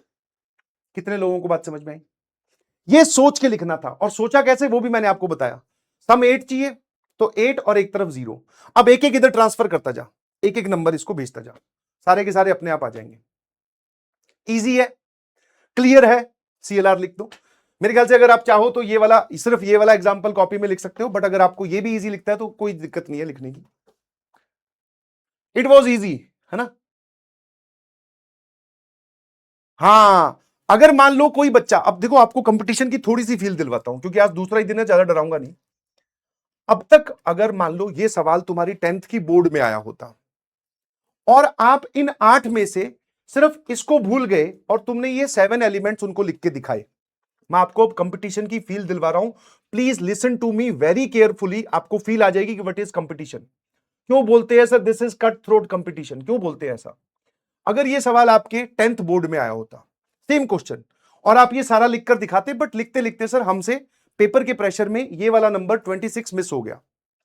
मान लेते हैं क्वेश्चन जो है वो 3 नंबर का आया था, तो एग्जामिनर देखेगा यार बच्चे ने मेहनत की है, बहुत अच्छा लिखा भी है, सारे लिख दिए, बस एक मिस हो गया, तो कोई बात नहीं, इसको 2 नंबर दे देते हैं या फिर 1.5 नंबर्स दे देते हैं, ठीक है। ये आपके 10th बोर्ड तक की सिचुएशन थी क्योंकि आप उसको लिख के दिखा रहे हो एग्जामिनर को। अब ये सवाल आपका आया मान लो जेई में, ठीक है, जिसमें आपके पास में एक सवाल को सही करने पर +4, छोड़ने पर 0 और गलत करने पर -1। अब जरा देखना क्या हुआ कि आपको एक ऑप्शन ये वाला दिखा जिसमें 26 नहीं था, आपने वो ऑप्शन टिक कर दिया, इसका मतलब आपका जवाब सही हुआ कि गलत? सर गलत। सर गलत होते ही हमें मिलेगा -1, इसका मतलब सर हम उस बच्चे से भी पीछे चले गए जिसने ये सवाल किया ही नहीं। 2 बच्चे थे मान लो एग्जामिनेशन में, या 3 बच्चे, जिसने एक ने सही कर दिया वो घर +4 ले गया, एक जिसने ये सवाल देखते ही बोले मुझसे तो नहीं सॉल्व होगा, छोड़ दिया, दूसरे ने क्या किया, सॉल्व किया बट आधा अधूरा सॉल्व किया, उसका कंप्लीट आंसर नहीं आया, पूरा जवाब नहीं आया, उसका जवाब हुआ गलत और उसको मिलेगा -1। मतलब सर जब हम क्वेश्चन सॉल्व कर रहे होंगे, व्हाई एक्यूरेसी मैटर्स हियर, क्यों बोला जाता है सोच के जवाब देना, अच्छे से जवाब देना, जल्दबाजी नहीं करना, ऐसा क्यों बोलते हैं? क्योंकि अगर तुमने कोई भी चीज मिस की तो आपकी हालत उस बच्चे से भी खराब हो जाएगी जो वो सवाल छोड़ के आया है, क्योंकि आपकी कोई आंसर शीट चेक नहीं कर रहा है, सीधा आपका रिस्पॉन्स चेक किया जा रहा है। कितने लोगों को इससे कंपटीशन की फील आई कि हाँ सर ये बात हमें थोड़ी थोड़ी समझ में आई कि हाँ यार ये तो काम खतरनाक है, ये तो काम खतरनाक है सर, है ना, समझे? चलिए, हाँ इसीलिए आपको क्या करना, हाँ फा बोले सर फा, फा हो जाएगा भाई, ध्यान रखना पेपर में। तो इसलिए अब आपको समझ में आ रहा है वो सब वर्ड्स क्यों बोले जाते हैं भाई। मैंने जब ये सवाल आपके सामने आया क्या बोला था, जल्दी जवाब देने की कोशिश मत करना, मैं किसी का भी नाम प्रोनाउंस नहीं करूंगा कि भाई ये हमारा विजेता है, नहीं, वो सब क्लास 10 तक की बातें थी जब हम सब थोड़े चुलबुले हुआ करते थे। अब class 11th, now we are preparing for JEE, अब हमें थोड़ा सीरियस होकर सोच के जवाब देना है, और सोचने की आदत पहले दिन से डालिए प्लीज, कि सर हम समझ गए कि क्या है, ये है गेम, कोई आपकी उसकी कोई अकाउंटेबिलिटी नहीं है। घर पे आके चाहे आप अपने भैया दीदी पापा, इनफैक्ट मुझे भी आके बताओगे ना कि सर मैंने उस सवाल को अटेम्प्ट किया था, मैं सारे लेटर्स या सारे नंबर्स मैंने ढूंढ लिए थे, बस एक 26 मुझसे मिस हो गया सर, थोड़ा सा रह गया, थोड़ा सा रह गया, कि यहाँ पे कोई दिक्कत कोई जगह ही नहीं है भाई, इसीलिए इसको कंपटीशन बोलते हैं, है ना, शाबाश। चलिए अब एक काम करते हैं, रिवर्स गेम खेलते हैं। रिवर्स गेम मतलब अभी आप यहां से यहां बहुत अच्छे से आ रहे थे, है ना, अब मैंने कहा यहां से यहां चलो, ऐसे दिमाग की थोड़ी प्रैक्टिस हो जाए बस, है ना। अभी हम यहां से यहां जा रहे थे कि इसकी जो प्रॉपर्टीज फॉलो कर रहे हैं उसको हमने रोस्टर फॉर्म में कन्वर्ट कर दिया, अब मैं आपको रोस्टर फॉर्म दूंगा, आपको उसकी सेट बिल्डर फॉर्म बनानी है। जैसे एक पहले एग्जांपल कर लेते हैं, लिखने की कोई भी जरूरत नहीं है, सभी लोग सामने देखेंगे, हेलो हेलो, नजरें एकदम स्क्रीन पर। मैंने आपको बोला कि भाई एक सेट एक्स है जिसमें 1 2 3 4 ये 4 एलिमेंट्स हैं। अब तू मुझे इसकी सेट बिल्डर फॉर्म बता, SBF, इसकी सेट बिल्डर फॉर्म क्या होगी? ध्यान से सुनना जो आपको बताना चाह रहा हूं।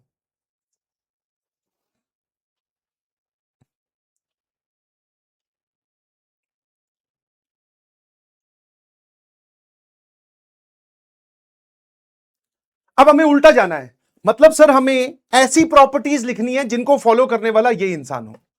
तो सबसे पहले जवाब आया सर किसका? आपकी क्लास में एक कोई बच्चा है सुमित। सुमित ने बोला सर मैंने लिख दिया है। मैंने कहा क्या लिखा है भाई? बोला sir x is equal to, कोई भी हमें यहां पर एक एलिमेंट लेना होता है, चाहे वो आप अल्फा ले लो, alpha such that alpha belongs to natural number और alpha less than equal to 4। Sumit ने ये वाला जवाब दिया, ठीक है ना? सुमित ने ये वाला जवाब दिया।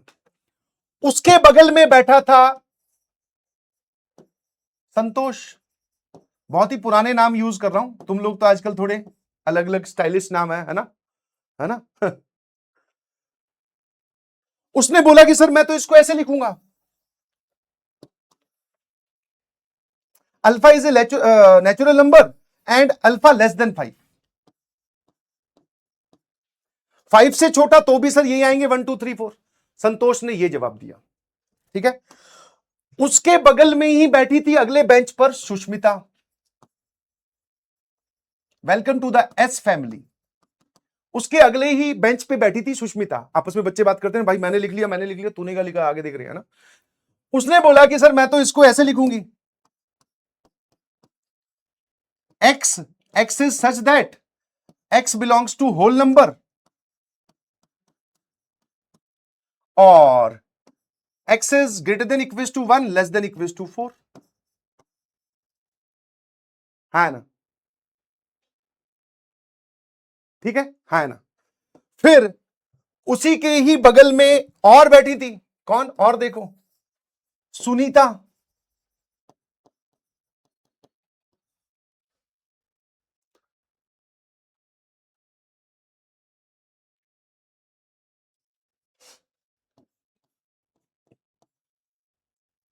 उसने बोला t is such that t belongs to integer t greater than 0 और लेस देन 5, है ना? है ना? फिर उसी के ही बगल में सुनीता, सुष्मिता, संतोष, सुमित, सचिन। एक सचिन नाम का बच्चा भी था बैच में। ना ना ना, गलत मत सोचना। बोले सर हमें मिल जाए तो हम तो उसको सेट कर देंगे। मैंने कहा ना ना भाई, ऐसे थोड़ी करते टीचर के साथ। भाई उसने लगा दिया दिमाग फुल टूस। उसने बोला कि देख x is such that sir ये सब ऐसे ही पागल बना रहे, सीधा सीधा ऐसे लिखो ना, 5 से छोटा 0 से बड़ा। ले भैया,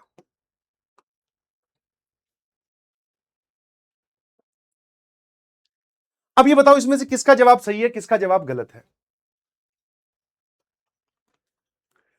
ना? पहले अगर हम इस पे आए तो obviously sir this answer is correct. ये आंसर एकदम सही है।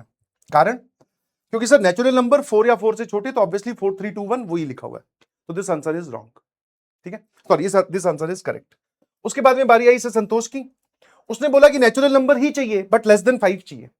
लेस देन 5 बोला है, मतलब उसमें इक्वालिटी नहीं लगाई, तो ये बात भी सही है, बिकॉज लेस देन 5 मतलब 4 से काउंटिंग स्टार्ट होगी, 4 3 2 1। सर ये भी सही लिखा हुआ है। फिर आए थे सर सुष्मिता पर, बहुत बढ़िया। वो बोल रही है कि X is a whole number. Whole number में सर 0 1 2 3 4 5 ऐसा होता है, बट वो बोल रही है कि 1 या 1 से बड़ा और 4 या 4 से छोटा। तो सर ये बात भी सही लिखी हुई है, कोई दिक्कत नहीं है ना? फिर वो ये बोल रही है, फिर आई बात सुनीता की। T is such that T is an integer. Integer में सर कौन कौन से होते हैं सर? -1 0 -2 1 2 3 4 5 ऐसे पॉजिटिव वाले और ऐसे नेगेटिव वाले। तो सर इंटीजर है बट 0 और 5 के बीच में है, तो 0 भी नहीं लेना 5 भी नहीं लेना सर, ये वाले। तो ये भी ठीक लिखा हुआ है भाई, है ना? ये भी सही है ना? अब बात आई सचिन की। कितने लोग इस बात से एग्री करते हैं कि सचिन सही बोल रहा है ना? तो भाई इसको समझ, ये वाली चीज गलत है। और जो जो इस बात को फील कर पा रहे हैं, क्योंकि बहुत सारे बच्चों ने ये वाला जवाब भी दिया है कि एक्स इज सच दैट कि एक्स 0 और 5 के बीच में है। पहले आप अपने दिमाग से ये कचरा निकाल दो कि 0 और 5 के बीच में सिर्फ नेचुरल नंबर्स होते हैं। आपको मुझे ये बताना पड़ेगा। आपने बोला 0 से लेकर 5 के बीच में, तो ले भैया 3.87, जो नंबर मैं बोल रहा हूं, listen to me very carefully, 3.87, क्या वो 0 और 5 के बीच में नहीं होता? होता है सर। तो मतलब सर इसमें तो हमारे पास में x बराबर 3.87 भी हो सकता है, x बराबर 1.82 भी हो सकता है, x बराबर √2 भी हो सकता है, x बराबर सर 15/13 भी हो सकता है, x बराबर √7 भी हो सकता है ना? तो भाई तुमने सिर्फ ये बोला कि 0 और 5 के बीच के नंबर ले लो, तुमने आगे ये थोड़ी बताया कि मुझे नेचुरल नंबर लेने हैं, होल नंबर लेने हैं, इंटीजर लेने हैं, रैशनल लेने हैं, इररैशनल लेने हैं, बताओ ना। और नहीं बताओगे तो मैं तो सारे नंबर लूंगा। तो ये जो है ना, ये जो तुमने बात लिखी है, इसमें ये सारे इंक्लूडेड हैं। तुम अपने मन में सोच रहे हो कि हाँ 0 और 5 के बीच में 1 2 3 4 ही होते हैं, क्यों? 2.87 नहीं होता, 3.92 नहीं होता, 4.13 नहीं होता। ये सब नंबर जो मैं बोल रहा हूं 0 और 5 के बीच के ही हैं, तो वो भी इंक्लूड हो गए। तो दिस इज रॉन्ग, समझ में आया? ये गलत है। इसका मतलब सर ये सारे पार्ट जो है दैट इज करेक्ट। ठीक है, क्या मेरी बात समझ में आती है? हाँ ना। अब यहां पर एक डाउट और आया, सर एक सवाल था जवाब इतने सारे, तो ऑब्वियसली ये सिर्फ हम एनसीईआरटी के पॉइंट ऑफ व्यू से कर रहे हैं। ठीक है, एक सेट को आप बहुत सारे तरीके से रिप्रेजेंट कर सकते हो रोस्टर फॉर्म में। ठीक है, है ना? मतलब कि जब आपके पास में सेट बिल्डर फॉर्म होगी तो वहां से एक ही रोस्टर फॉर्म आएगी। ठीक है, एक ही। बट जब आपको रोस्टर फॉर्म दी होगी तो उसकी मल्टीपल सेट बिल्डर फॉर्म्स बन सकती है, मल्टीपल सेट बिल्डर फॉर्म्स बन सकती है, मल्टीपल, और वो सारी की सारी सही कहलाएंगी। ठीक है, कि अगर मैं आपको सेट बिल्डर फॉर्म दूं तो उसकी एक ही रोस्टर फॉर्म होगी, बट अगर मैं आपको रोस्टर फॉर्म दूं तो उसकी मल्टीपल सेट बिल्डर फॉर्म्स हो सकती हैं जी। ठीक है, क्या मेरी बात समझ गए? हाँ, एक बोल रहा है सचिन का आईक्यू बहुत कम है मुझे थोड़ी बोल रहे होंगे तुम, है ना? मुझे तो नहीं बोल रहे ना भाई। सेट बिल्डर फॉर्म की एक ही रोस्टर फॉर्म होगी, बट अगर मैं सवाल में आपको रोस्टर फॉर्म दूं तो उसकी मल्टीपल सेट बिल्डर फॉर्म्स हो सकती हैं। ये रहा जी आपके पास में एनसीईआरटी के एग्जांपल्स, फटाफट तरीके से देखते हुए घूरते हुए एग्जांपल्स के आंसर बता दो कि भैया इन सभी को हमें सेट बिल्डर फॉर्म में लिखना है, प्रॉपर्टी वाली फॉर्म में लिखना है, और फटाफट लिखेंगे सभी लोग जल्दी से।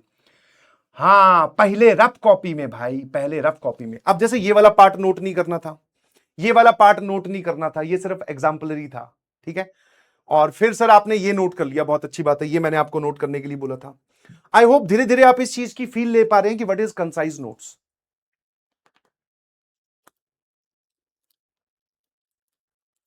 है ना?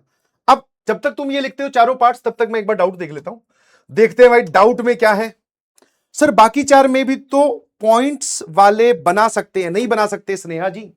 नहीं बना सकते, मैं आपको बताता हूं, देखो इधर, क्योंकि बाकी चार में जैसे सुष्मिता जी ने ये मेंशन किया है कि 1 और 4 के बीच में लेना है, बट दूसरी प्रॉपर्टी उन्होंने ये भी लिख दी कि वो होल नंबर होना चाहिए। तो अब आप 2.87 को नहीं ले सकते, कारण क्योंकि ये होल नंबर नहीं है। उन्होंने यहां पर ये मेंशन किया है, इस भाई ने यहां पर मेंशन किया है, संतोष ने, कि ये नेचुरल नंबर होना चाहिए।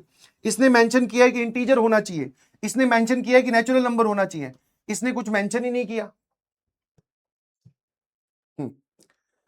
Sir, I have a doubt if 5 apples and 6 bananas. My question is why you bought Defender instead of BMW? If you have 5 apples and 6 bananas, then go to the market, do some harmony, and distribute them to the peoples around you who need them, and have a banana by yourself also.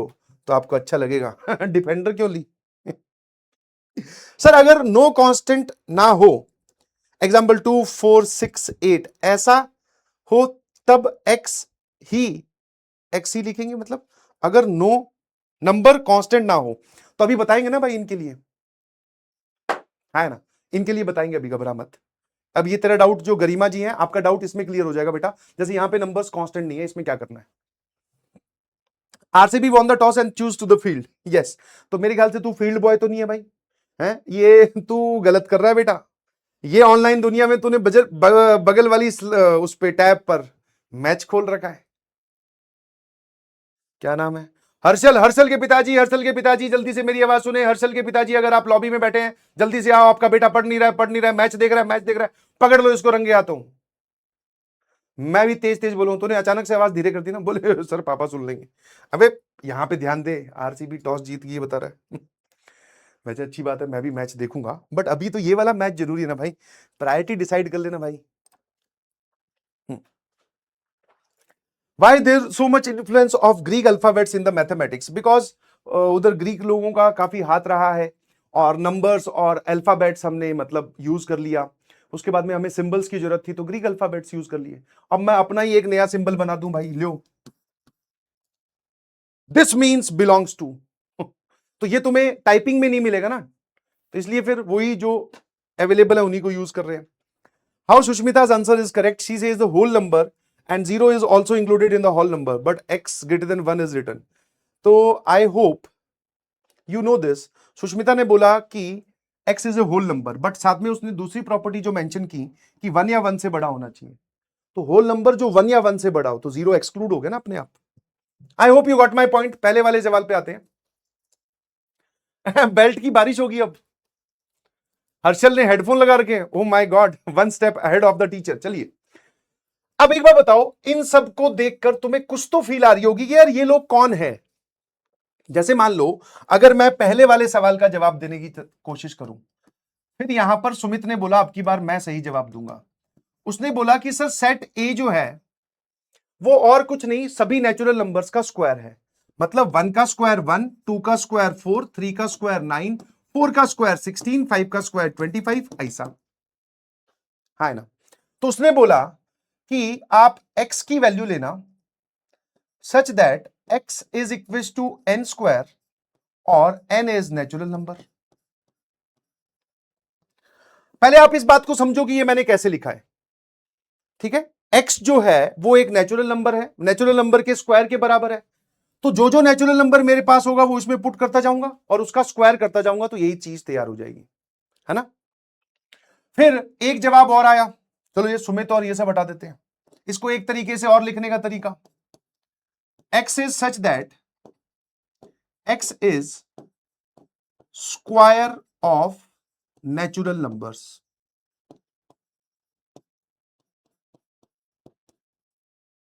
है ना, ऐसे भी लिख सकते हो। क्या मेरी बात समझ में आ रही है? हाँ, ऐसे भी लिख सकते हो। आप पहले ये समझो कि पहले वाले में मैंने क्या किया कि n एक नेचुरल नंबर है, जो जो नेचुरल नंबर है यहां पुट करते जाओ, यहां से जो जो वैल्यू निकलेगी वो यहां डालते रहना। ऐसे भी लिख सकते हैं, ये भी चलेगा, ये भी चलेगा। फिर एक बच्चे ने और दिमाग लगाया, उसने बोला कि सर एक काम करते हैं, इसको ऐसे लिखते हैं, x is such that x belongs to integer, ठीक है ना। और उसने यहां स्क्वायर लगा दिया। समझना जरा इस चीज को, यहां लगा दिया X square, x belongs to integer and x not equal to 0। अब ये वाला जो है ना तीसरा पार्ट, ये भी आपको समझ में आना चाहिए कि अब की बार मुझे वैल्यू x की नहीं लेनी है, अब की बार हमें किसकी वैल्यू लेनी है सर, ये जो सच दैट से पहले लिखा होता है इसकी वैल्यू लेनी होती है, ठीक है। सेट ए में एक्स स्क्वायर की वैल्यू लेनी है, सेट ए में एक्स स्क्वायर की वैल्यू ली जाएगी। क्यों? क्योंकि आप सर यहां पे जिसको भी लिखते हो उसकी वैल्यू सेट ए में कंसीडर होती है। तो अब की बार बोला कि सारे इंटीजर ले लो, बस 0 मत लेना। तो सर सारे इंटीजर्स तो ये होते हैं, समझ समझ समझ, यही तो चीज है भाई। अब वो बोल रहा है 0 मत लेना, ठीक है जी। अब चाहे आप इनका स्क्वायर कर लो चाहे इनका स्क्वायर कर लो, यही तो आएगा, ठीक है। तो ऐसे हम मल्टीपल तरीके से इसका आंसर दे सकते हैं, ये सारे के सारे करेक्ट है भाई। अगर कोई बात परेशान कर रही है तो पूछो, और अगर क्लियर है तो CLR लिखकर भेज दो। एक कह रहा है मेरा मैसेज नहीं जा रहा, भाई सही बात है ना। कई बार मैसेज पहुंचने पर हड्डियां भी तोड़ी जाती है इंसान की, तो भगवान तेरा भला चाह रहा है उसमें, कहीं तेरा मैसेज पहुंच जाए और वहां से कुछ लोग तेरे घर पहुंच जाए तो अच्छा थोड़ी होगा ना। Do not send that message to anyone, keep it to yourself, और सामने ध्यान दे। यही बात क्लियर है? हाँ सर, ऐसे आप मल्टीपल तरीके से लिख सकते हो। चलिए अगले वाला जो हमारा आंसर है दैट इज पार्ट नंबर 2। उसमें मुझे दिख रहा है 1/2, 2/3, 3/4, 4/5, 5/6, 6/7। मतलब जो न्यूमरेटर में लिखा हुआ है वो डिनोमिनेटर में उससे एक ज्यादा, ठीक है जी। तो जरा देखना, तो इस सेट को मैं ऐसे डिनोट कर लेता हूं कैपिटल एक्स से, इसमें वैल्यू मैं अल्फा की ले लेता हूं। Alpha is such that alpha is N upon N plus one, क्योंकि डिनोमिनेटर में एक ज्यादा है, ऊपर वन है तो नीचे टू, ऊपर टू है तो नीचे थ्री, ऊपर थ्री है तो नीचे फोर, और एन एक नेचुरल नंबर है। क्या इतना बताने से काम चल जाएगा? तो answer is sir no. Natural number तो बहुत सारे होते हैं, नेचुरल नंबर तो 10 भी होता है, तो 10/11 भी आएगा, वो वहां नहीं है। तो इसके बाद में एक प्रॉपर्टी और मेंशन करनी पड़ेगी कि नेचुरल नंबर भी 6 या 6 से छोटा।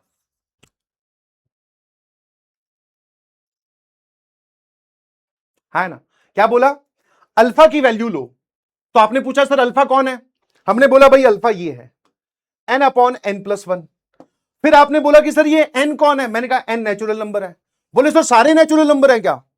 35 is also a natural number, तो 35/36 क्या वो भी लेना है? मैंने कहा नहीं नहीं नहीं, रुक जा भाई, N less than equal to 6 है, मतलब 1 2 3 4 5 6, बस इतने।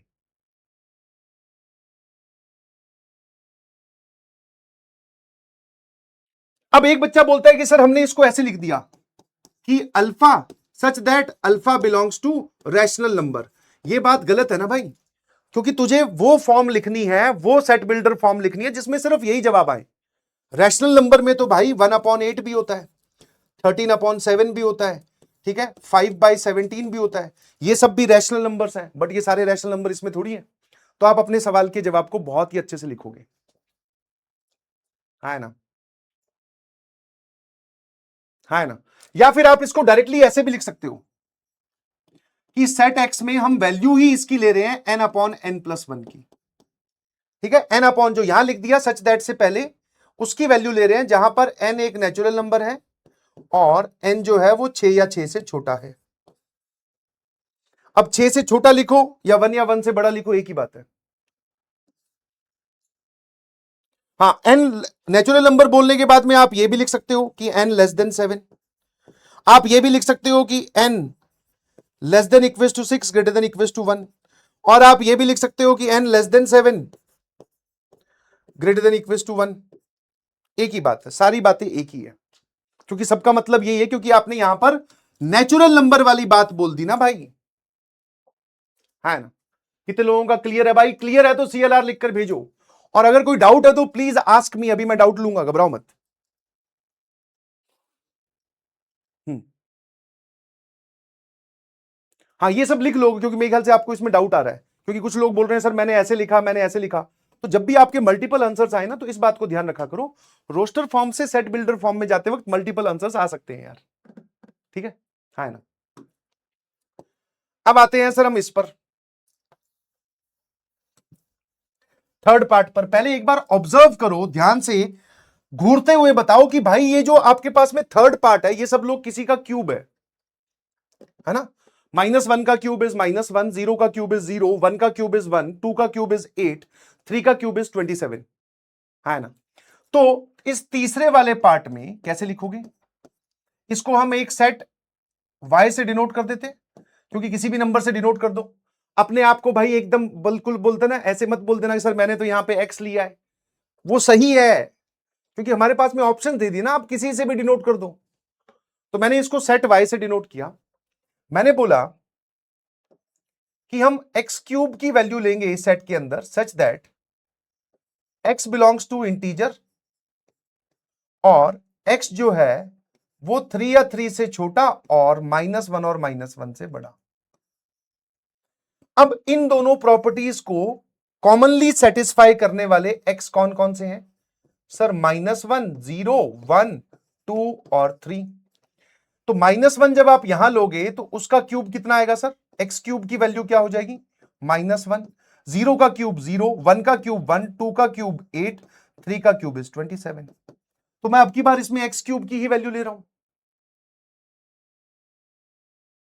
है ना? कोई दिक्कत, कोई परेशानी? और इसको आप कैसे देखना चाहते हो, और कैसे लिखना चाह रहे हो ये बताओ?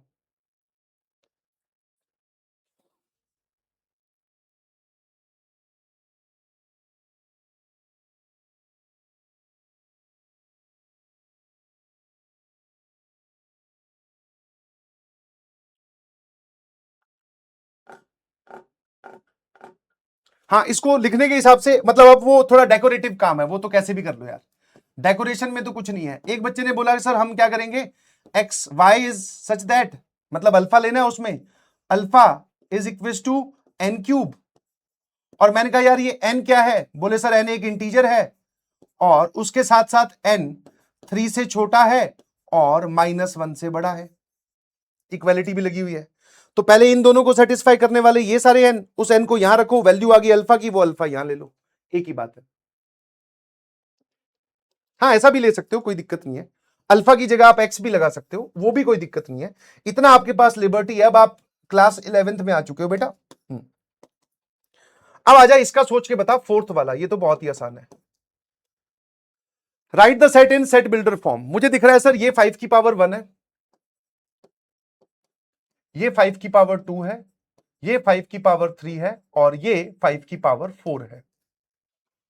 तो मैं इसको क्या बोलूंगा, this is a set x जिसमें मुझे 5 की पावर एक्स लेनी है, ठीक है, such that X belongs to natural number और X less than equal to 4।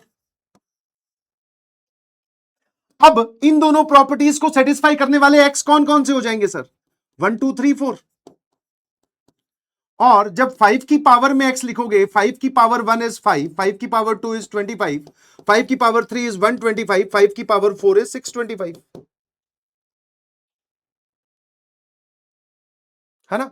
अब आप इसको ऐसा लिखना चाहते हो तो ये भी लो, कैपिटल एक्स, इसकी वैल्यू हम क्या लेंगे sir, alpha, alpha is such that this is 5 की power x, x belongs to natural number और x less than equal to 4। क्योंकि सर इन दोनों से उठकर पहले वैल्यू यहां जाएगी, x की वैल्यू यहां डालेंगे, वहां से अल्फा जनरेट होगा, वो अल्फा हमें यहां लेना है। डायरेक्टली आप इसको भी यहां ले सकते हो सीधा सीधा, है ना। ये कह रहा है सर टॉयलेट ब्रेक दे दो तो बेटा मोबाइल टैबलेट लैपटॉप जो भी है तेरे पास, टॉयलेट में ही ले जा। तो एक पूछ रहा है n की पावर 5 कर सकते हैं क्या, ये गलत हुआ ना भाई, क्योंकि n की वैल्यू 1 डालेगा तो 1 की पावर 5 इज 1, फिर 2 की पावर 5 इज 32, तो ये लोग थोड़ी लेने आपको उस सेट में। क्लियर है, CLR लिखकर भेजें कि यस। और मैं आपको एक मजे की बात बताता हूं इससे क्वेश्चन नहीं आएगा, ठीक है, ये सिर्फ आपका समझने का पॉइंट ऑफ व्यू है, इससे जेई मेंस वाले क्वेश्चंस नहीं पूछते, ठीक है, ये सिर्फ एक समझाने का पॉइंट ऑफ व्यू था कि हाँ ये एग्जांपल्स एक बार देख लो, है ना। कह रहा सर टीवी पे देख रहा हूं मोबाइल लैपटॉप टैबलेट होता तो मैं ले जाता, तो एक काम कर टॉयलेट को यहां ले टीवी के आगे उठना नहीं है, पर क्लास चल रही है भाई, seriousness, discipline, motivation, consistency break हो जाएगी। अबे भाग के जाया इससे पहले कुछ और चीजें ब्रेक हो, जाया जाया भाई, तब तक मैं डाउट बता देता हूं। चलिए सर -1 भी तो होगा, -1 किसमें किसमें किसमें, पूरा स्पेसिफिकली बोलता ना तू कि कौन से पार्ट में बात कर रहा है। हाँ -1 यहां पे इक्वालिटी लगाइए बेटा। सर 2 एंड 4 को एक बार समझा दो प्लीज।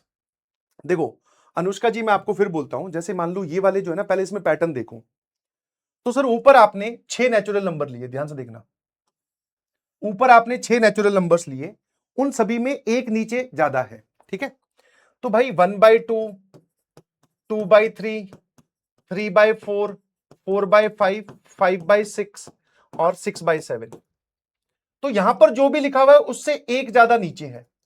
तो हमें एक सेट बनाना है, हमने बोला कि जिसमें हम x की वैल्यू लेंगे और x किसके बराबर है, जो भी नंबर है उससे एक ज्यादा, जो भी नंबर ऊपर लिख रहे हो उससे एक ज्यादा।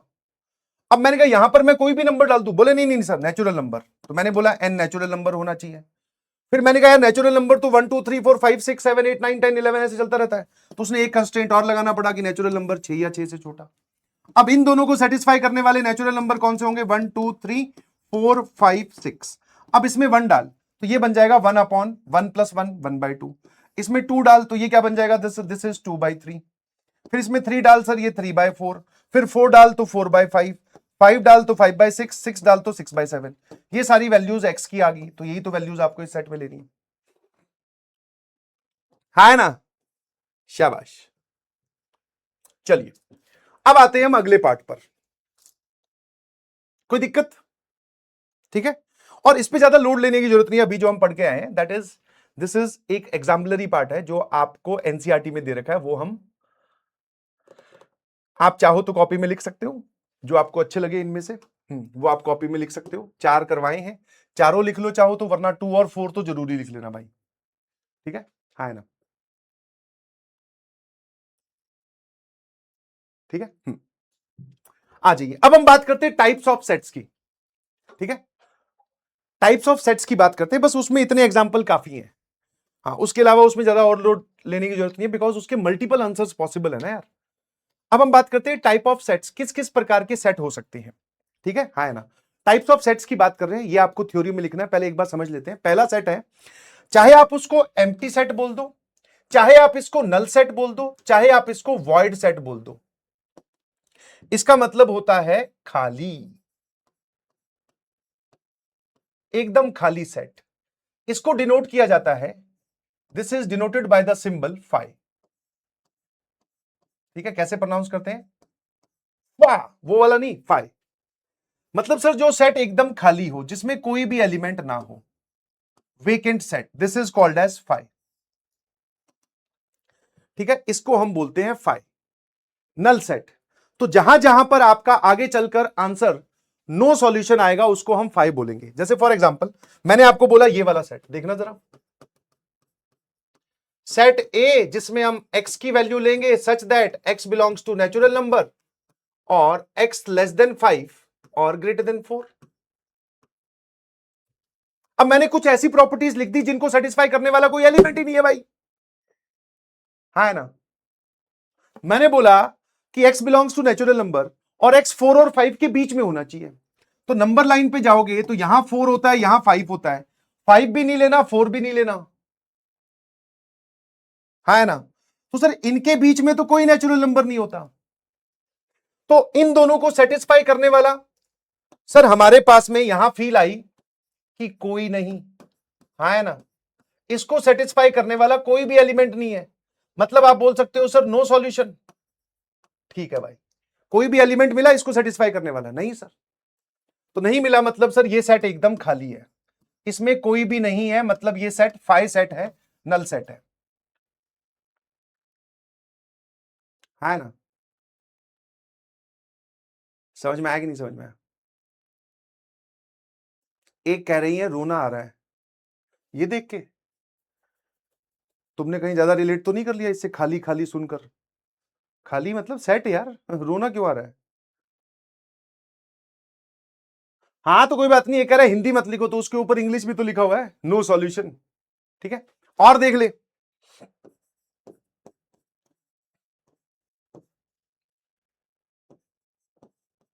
x बिलोंग्स टू इंटीजर,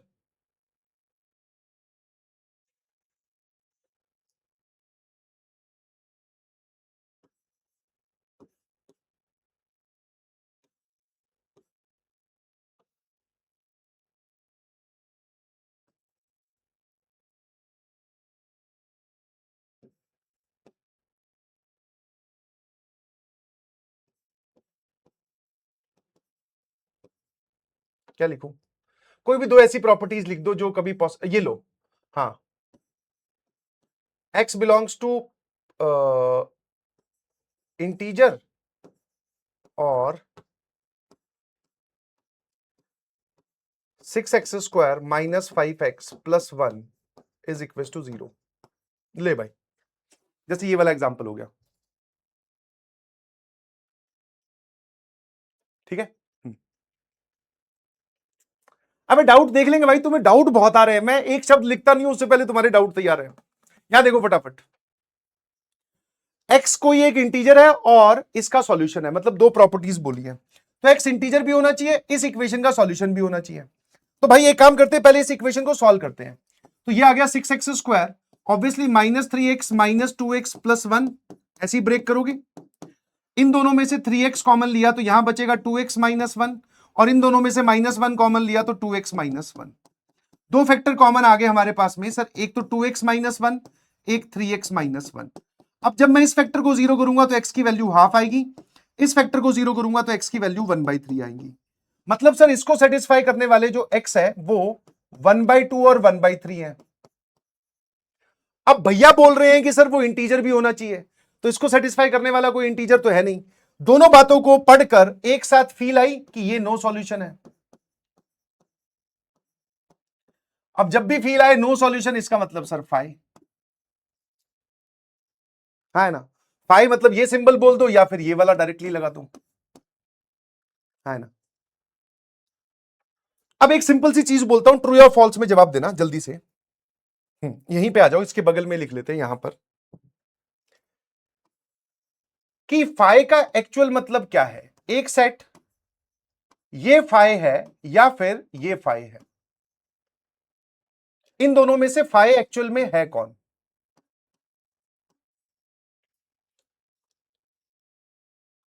है ना। इन दोनों में से फाई है कौन, क्योंकि जब मैंने बोला ना कि इसमें कोई एलिमेंट नहीं होना चाहिए, तो बच्चों को ऐसा लगा कि यार उसमें एलिमेंट जीरो हो सकता है। अरे भाई जीरो तो उसका एलिमेंट है ना, कौन है इसमें से फाई। ऑब्वियसली सर ये फाई है, ये फाई नहीं है। ये तो एक सेट है जिसमें एक एलिमेंट है जीरो, ए फाई है, ठीक है, खाली सेट बोलते हैं। अच्छा, अब इसका अगला सवाल का जवाब देना please. Number of elements in set phi, set five में टोटल कितने एलिमेंट्स होते हैं।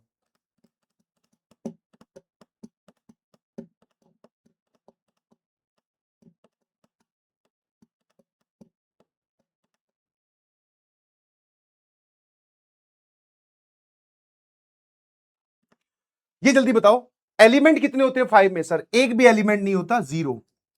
अब ये मत सोच लेना कि मैंने ये बोला है कि सर फाइव में एक एलिमेंट जीरो होता है, नहीं, मैं उसमें टोटल एलिमेंट्स की काउंटिंग बता रहा हूं कि उसमें एक भी एलिमेंट नहीं होता। Number of element in set five is zero, है ना। खाली है ना, इसमें एक भी एलिमेंट नहीं है भाई। अच्छा, इसमें अगर मैं आपसे नंबर ऑफ एलिमेंट्स पूछ लूं तो इसमें नंबर ऑफ एलिमेंट एक है, एंड दैट इज वन। इसमें एक एलिमेंट है जी, है ना, बिल्कुल सही। अब आ जाइए आगे फटाफट। फाइनाइट सेट किसको बोलते हैं। Set having countable number of elements, countable number of elements, ऐसा सेट जिसमें काउंटेबल नंबर ऑफ एलिमेंट्स हो, जिसमें हम एलिमेंट्स को काउंट करके बता सकें, है ना, जिसमें हम एलिमेंट्स को काउंट करके बता सकें कि इतने हैं, ठीक है। और इसी का ये जो अगला वैरायटी है इनफाइनाइट। अभी रुको, अभी लिखने का टाइम देंगे। इनफाइनाइट मतलब जिसमें सेट हैविंग इनफाइनाइट एलिमेंट्स,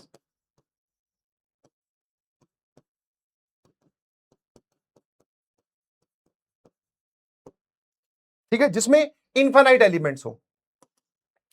इसका जैसे मैं एग्जांपल लिखूं, जैसे सेट ऑफ नेचुरल नंबर्स, तो set of natural number sir एक इनफाइनाइट सेट होता है।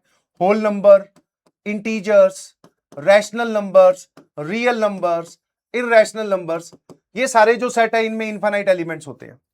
इसमें कितने एलिमेंट्स होते हैं, इनफाइनाइट एलिमेंट्स। एक और एग्जांपल लिख देता हूं, जैसे मान लो एक सेट ए है, x is less than 5, greater than 4, और एक्स कोई भी रियल नंबर है।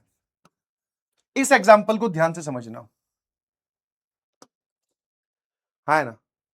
अब पता है इसमें क्या होता है, इसमें बच्चे बोलते हैं सर, कुछ बच्चे इसका जवाब देते हैं कि इसका आंसर है 5, कि सर ए जो है वो 5 है। और कुछ बच्चे ये जवाब देते हैं कि सर हमने सवाल ध्यान से पढ़ा कि 4 और 5 के बीच में, वो देखो बहुत सारे बच्चे जीरो लिख रहे हैं चैट में, देखो फटाफट फटाफट फटाफट, तुम्हारे ही दोस्त है। वो बोल रहे हैं कि सर ए में नंबर ऑफ एलिमेंट्स जीरो आएंगे। मैंने कहा क्यों, बोले 4 और 5 के बीच में कोई नंबर ही नहीं होता। अरे मैंने कहा भाई इधर देख, क्या बोला है, रियल नंबर, है ना, रैशनल इररेशनल सारे, मैं लिख के दिखाता हूं तुझे, देख। तो 4 और 5 के बीच में यहां पर एक नंबर 4.001 होगा, 4.01, 4.001, है ना, 4.32, ये सब रियल नंबर्स की बात हो रही है, इंटीजर थोड़ी बोले मैंने, है ना। फिर आप बोल सकते हो सर दैट इज 33/8, है ना, है ना। फिर आप बोल सकते हो सर दैट इज √18, फिर √19, है ना, फिर 4.3132, फिर सर 4.9763, ऐसे ऐसे कितने एलिमेंट्स लिख सकता हूं मैं? Infinite elements. This is the symbol of infinity.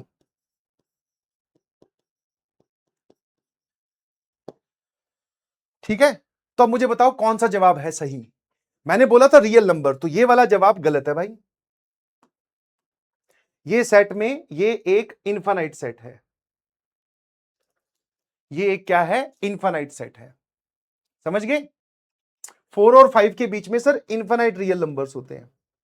In fact दो रियल नंबर्स के बीच में भी इनफाइनाइट रियल नंबर्स होते हैं। इस नंबर लाइन पे आप कोई भी दो नंबर्स उठा लो, जैसे आपने बोला कि 4.1 और 4.2, इनके बीच में भी इनफाइनाइट रियल नंबर्स है। कैसे? ये लो भाई, 4.101, 4.102, फिर 4.103, फिर और बढ़ा दो, इसको आगे लेते जाओ, ऐसे बहुत सारी लिख सकते हो आप। है ना? क्या मेरी बात समझ में? अच्छा, फाइनाइट सेट के एग्जांपल अगर मैं आपसे पूछूं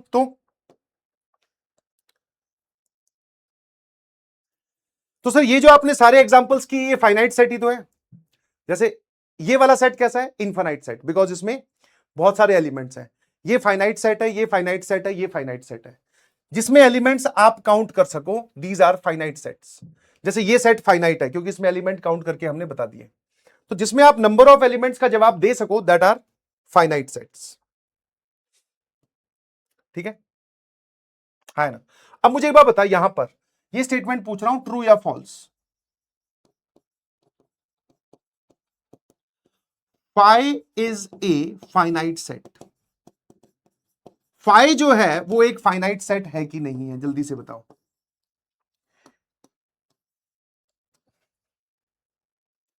है ना? Got it?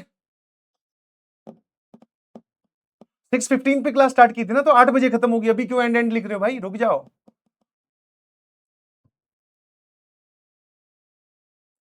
अब पहले वापस से रिपीट कर देता हूं, फाइनाइट सेट बोलते किसको? एक ऐसा सेट जिसमें काउंटेबल नंबर ऑफ एलिमेंट्स हो। तो 5 के एलिमेंट्स आप काउंट नहीं कर सकते? सर कर सकते हैं, काउंट करके ये लिखे तो हुए हैं। जो लोग फॉल्स बोल रहे हैं उनको समझाने की कोशिश कर रहा हूं, जो ट्रू बोल रहे हैं वो तो समझ में आता है। इसमें काउंट करके ये एलिमेंट्स लिख तो दिए कि इसमें एक भी एलिमेंट नहीं है, तो काउंट कर तो लिया ना तुमने। इसमें इतने सारे एलिमेंट है कि काउंट नहीं कर पा रहे। Five is a finite set, yes sir, this statement is true. ये स्टेटमेंट ट्रू है भाई। ठीक है, जिसमें आप एलिमेंट्स काउंट ही ना कर सको, इंफिनिटी मतलब इनफाइनाइट एलिमेंट्स हो, वो होता है इनफाइनाइट सेट, बाकी सभी फाइनाइट सेट। सिंगलटन सेट वैसे तो मैं इसकी डेफिनेशन हिंदी में लिखना चाह रहा हूं। Set having only one element.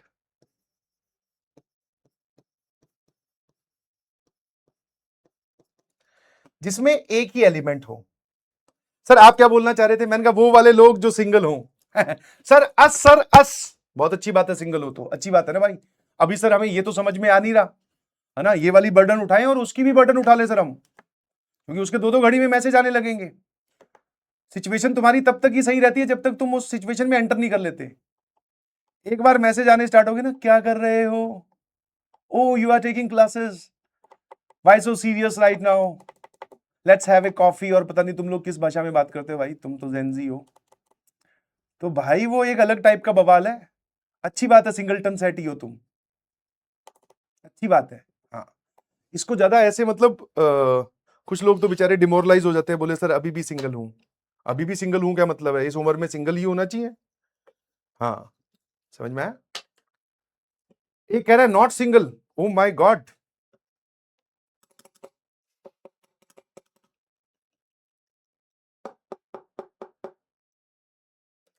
और जो ये नॉट सिंगल वाले लोग हैं ना भाई, इनकी एक बार तुम हालत देख लेना। थोड़े दिन पहले वो जो एलपीजी सिलेंडर की गैस की कमी हुई थी ना, तो ये सिलेंडर उठा उठा के ले जा रहे थे। क्योंकि फिर आपको क्या है, हर जगह अवेलेबल रहना पड़ता है ना। यस, अचानक से भैया बाबू को चिप्स खानी है तुम बैठे हो किसी और सेक्टर में 20 किलोमीटर दूर, उधर से मैसेज आया कुरकुरे खाने का मन हो रहा है। अब भाई अपना सारा कुछ छोड़ छाड़ के बाइक उठाई है, पता नहीं साइकिल उठाई है, पिताजी के पैसे से, बटुए से पैसे निकाले हैं, चोरी की भी की है, कुरकुरे लेकर आ रहा है और ब्लिंकिट वाला काम करके वहां पहुंचा रहा है। तो this is part of the job, ध्यान रखना भाई। ठीक है, तो अच्छी बात है अगर आप सिंगल हैं, और होना भी चाहिए। और जो लोग भैया अभी किसी रिलेशनशिप में है, तो एक बार उसको विराम दीजिए, होल्ड कर लीजिए, पढ़ाई पे ध्यान दीजिए भाई, क्योंकि ये सब एक्टिविटी में टाइम इन्वेस्ट होता है। ठीक है, इन सब एक्टिविटीज में क्या है, टाइम चला जाता है, तो फिर ये होमवर्क कब करेगा, तो किसी और वर्क में ही लगा हुआ है। इसलिए set having only one element. अब देख ले भाई, वन एलिमेंट वाले कौन कौन से हैं। कोई करवाया था क्या हमने? हाँ, ये रहा, एक करवाया था जिसका एक ही आंसर आया था 7। कहां है? ये रहा, देखो ये रहा sir. This is called as singleton set. इसको हम क्या बोलेंगे? सिंगलटन सेट, जिसमें एक ही एलिमेंट हो।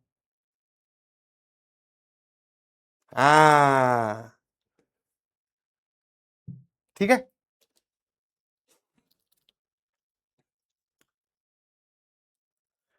एक पूछ रहा है सर आप,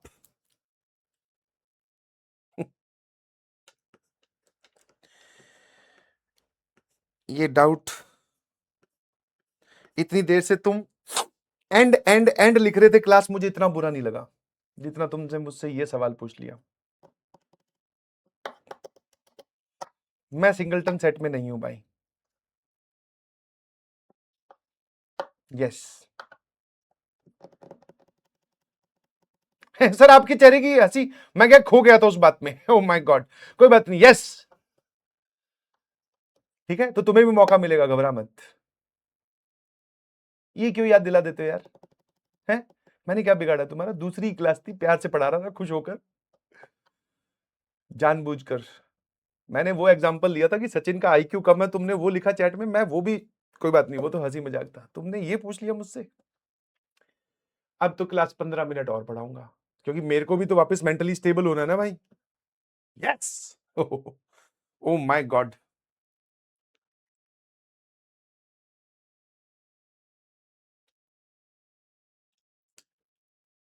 फा फा नहीं भाई, फा फा है। ठीक है, चलिए आगे बढ़े कि रुक जाएं?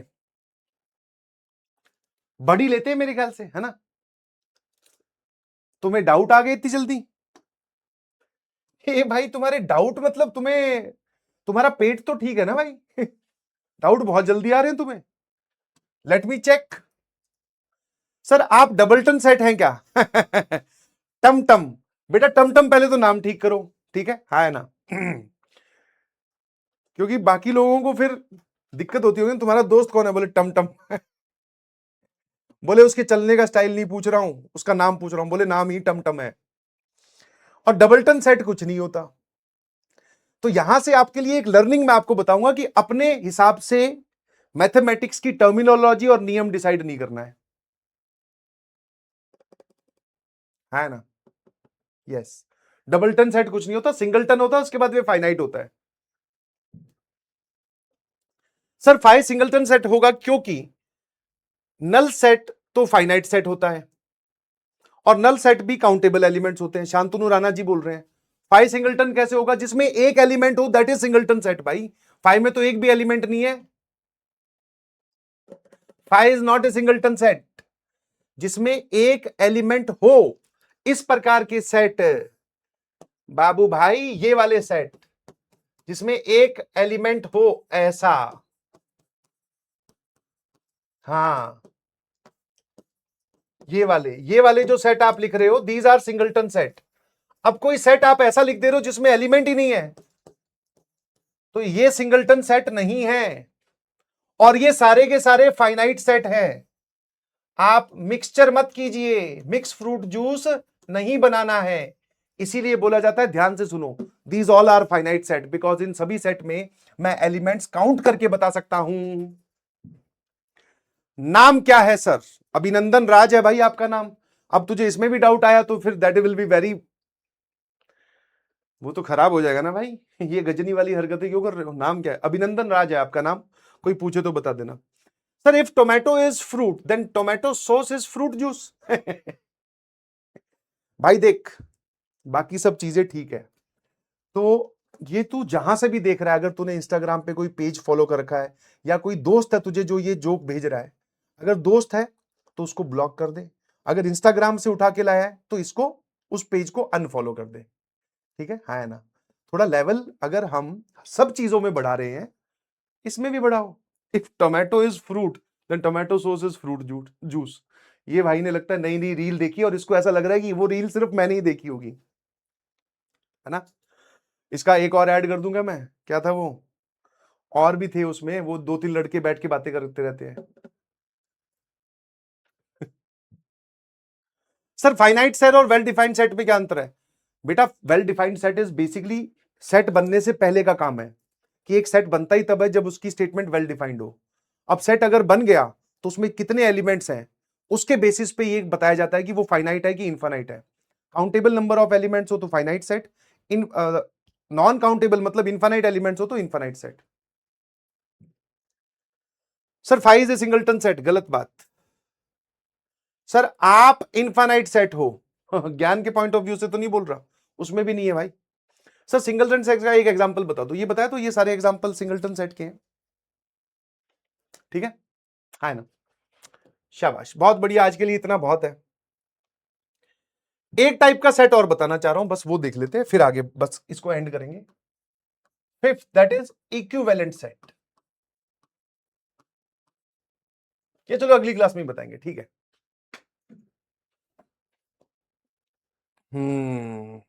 एक बच्चा बोल रहा है कि सर आपने ये तो पूछा नहीं कि हमारा रिजल्ट अच्छा आया कि खराब आया। बिकॉज अगर वो मैटर करता तो मैं आपसे पूछता जरूर।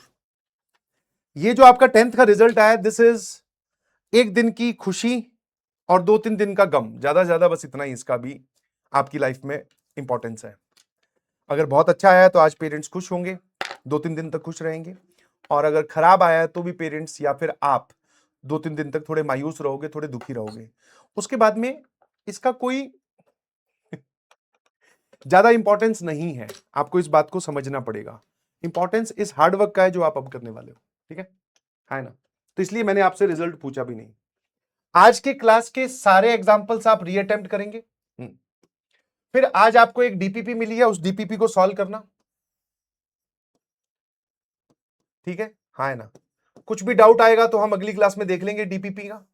डीपीपी के भी क्वेश्चंस मैं आपको सॉल्व करवा दूंगा क्लास के एंड में। और एनसीईआरटी की एक्सरसाइज 1.1, जिनके पास में एनसीईआरटी है बहुत अच्छी बात है, अदरवाइज आप इसको डाउनलोड कर लो इंटरनेट से, डाउनलोड पीडीएफ, और इसको साथ साथ में कंप्लीट कर लो ताकि तुम्हें स्कूल का बर्डन कभी महसूस ना हो। एक्सरसाइज 1.1 ज्यादा बड़ी नहीं है, उसमें सिर्फ यही है कि इसको रोस्टर फॉर्म में कन्वर्ट करो, इसको सेट बिल्डर फॉर्म में कन्वर्ट करो, इसमें कितने नंबर ऑफ एलिमेंट्स है, ये सब छोटी छोटी बातें हैं जो कि आप कंप्लीट कर सकते हो। ठीक है? तो ये मेरी तरफ से आज आपका होमवर्क है, और अपने नोट्स कंप्लीट कर लेना भाई, प्लीज कंप्लीट योर नोट्स, और कोई भी बैकलॉग होने मत देना। और फिर से एक छोटी सी बात को मैं रिपीट करना चाहूंगा बार बार, प्लीज लुक, ये क्या आ गया, अच्छा हाँ, जल्दी से मैं आपको बता दूं कि आप पीडब्ल्यू फैमिली का पार्ट बन सकते हो। आपने ऐप में तो हमें ज्वाइन कर ही रखा है, साथ में फटाफट आपके ऐप के अंदर ही, ऐप के अंदर ही आपके पास में टेलीग्राम का लिंक आया होगा, उस टेलीग्राम के लिंक से आप ऑफिशियल चैनल को ज्वाइन कर सकते हो। ठीक है? फिर एडमिशन फॉर्म लिंक आया, उस पर आपको भरना चाहिए, है ना? जैसे आपका अभी रिजल्ट आया तो पीडब्ल्यू आप तक कैसे पहुंचेगा, जिसने वहां पर पहले अपना डाटा पीडब्ल्यू में सबमिट किया होगा। कोई भी रिजल्ट सेलिब्रेशन हो, कोई भी आप तक चीज पहुंचानी हो, कुछ फिजिकल फॉर्म में, कहीं आपके आसपास कोई इवेंट हो रहा हो, आपको बुलाना हो, तो इसका ऑफिशियल डाटा यहीं से उठाया जाता है, तो इसको जरूर भर देना। फिर एक व्हाट्सएप लिंक होगा, तो वो लिंक भी आप यहीं से ही उसको ज्वाइन कर सकते हो। किसी भी फॉरवर्डेड लिंक और किसी भी ऐसे टेलीग्राम ग्रुप को ज्वाइन मत कर लेना जिसमें आपको यूजर्स या सब्सक्राइबर्स बहुत ज्यादा दिखाई दे, हो सकता है वो एक फ्रॉड ग्रुप हो। तो अपने ऐप के अंदर जाकर जो आपको लिंक्स दिख रहे हैं उन्हीं पे क्लिक करना है, फिर आपको ज्वाइन करना है। ठीक है जी? है ना? चलिए, हाँ, मैं इस सवाल की या इस चीज की बात कर रहा था। It is never about and result, it is always about journey. और आपके लिए एक बहुत ही सुनहरा हैशटैग मैं यूज करता रहूंगा इन आने वाले 2 सालों में, that is you are my future IITians। ठीक है? सबके सब एकदम लिटिल गोलू हैं, प्यार से बोलता हूं मैं लिटिल गोलू, क्यों, है ना? क्योंकि सब भोले भाले हैं बेचारे। ठीक है ना? तो फ्यूचर आईआईटीएंस हो आप मेरे हिसाब से, बिकॉज आपने ये जर्नी ऑप्ट की है और मेहनत करने के लिए तैयार हो। टीचर की बात को हमेशा फॉलो करते रहो, बट इसके अलावा और कुछ अभी करने की जरूरत नहीं है। डेली बेसिस पे आपको समझाया जा रहा है क्या करना चाहिए क्या नहीं करना चाहिए। टाइम टेबल की वीडियो आपके लिए जेई वाला चैनल पे टाइम टेबल की वीडियो आ गई है, वो देख लीजिएगा प्लीज। आई होप शायद आपको सपोर्टिंग लगी होगी। जेई वाला यूट्यूब चैनल,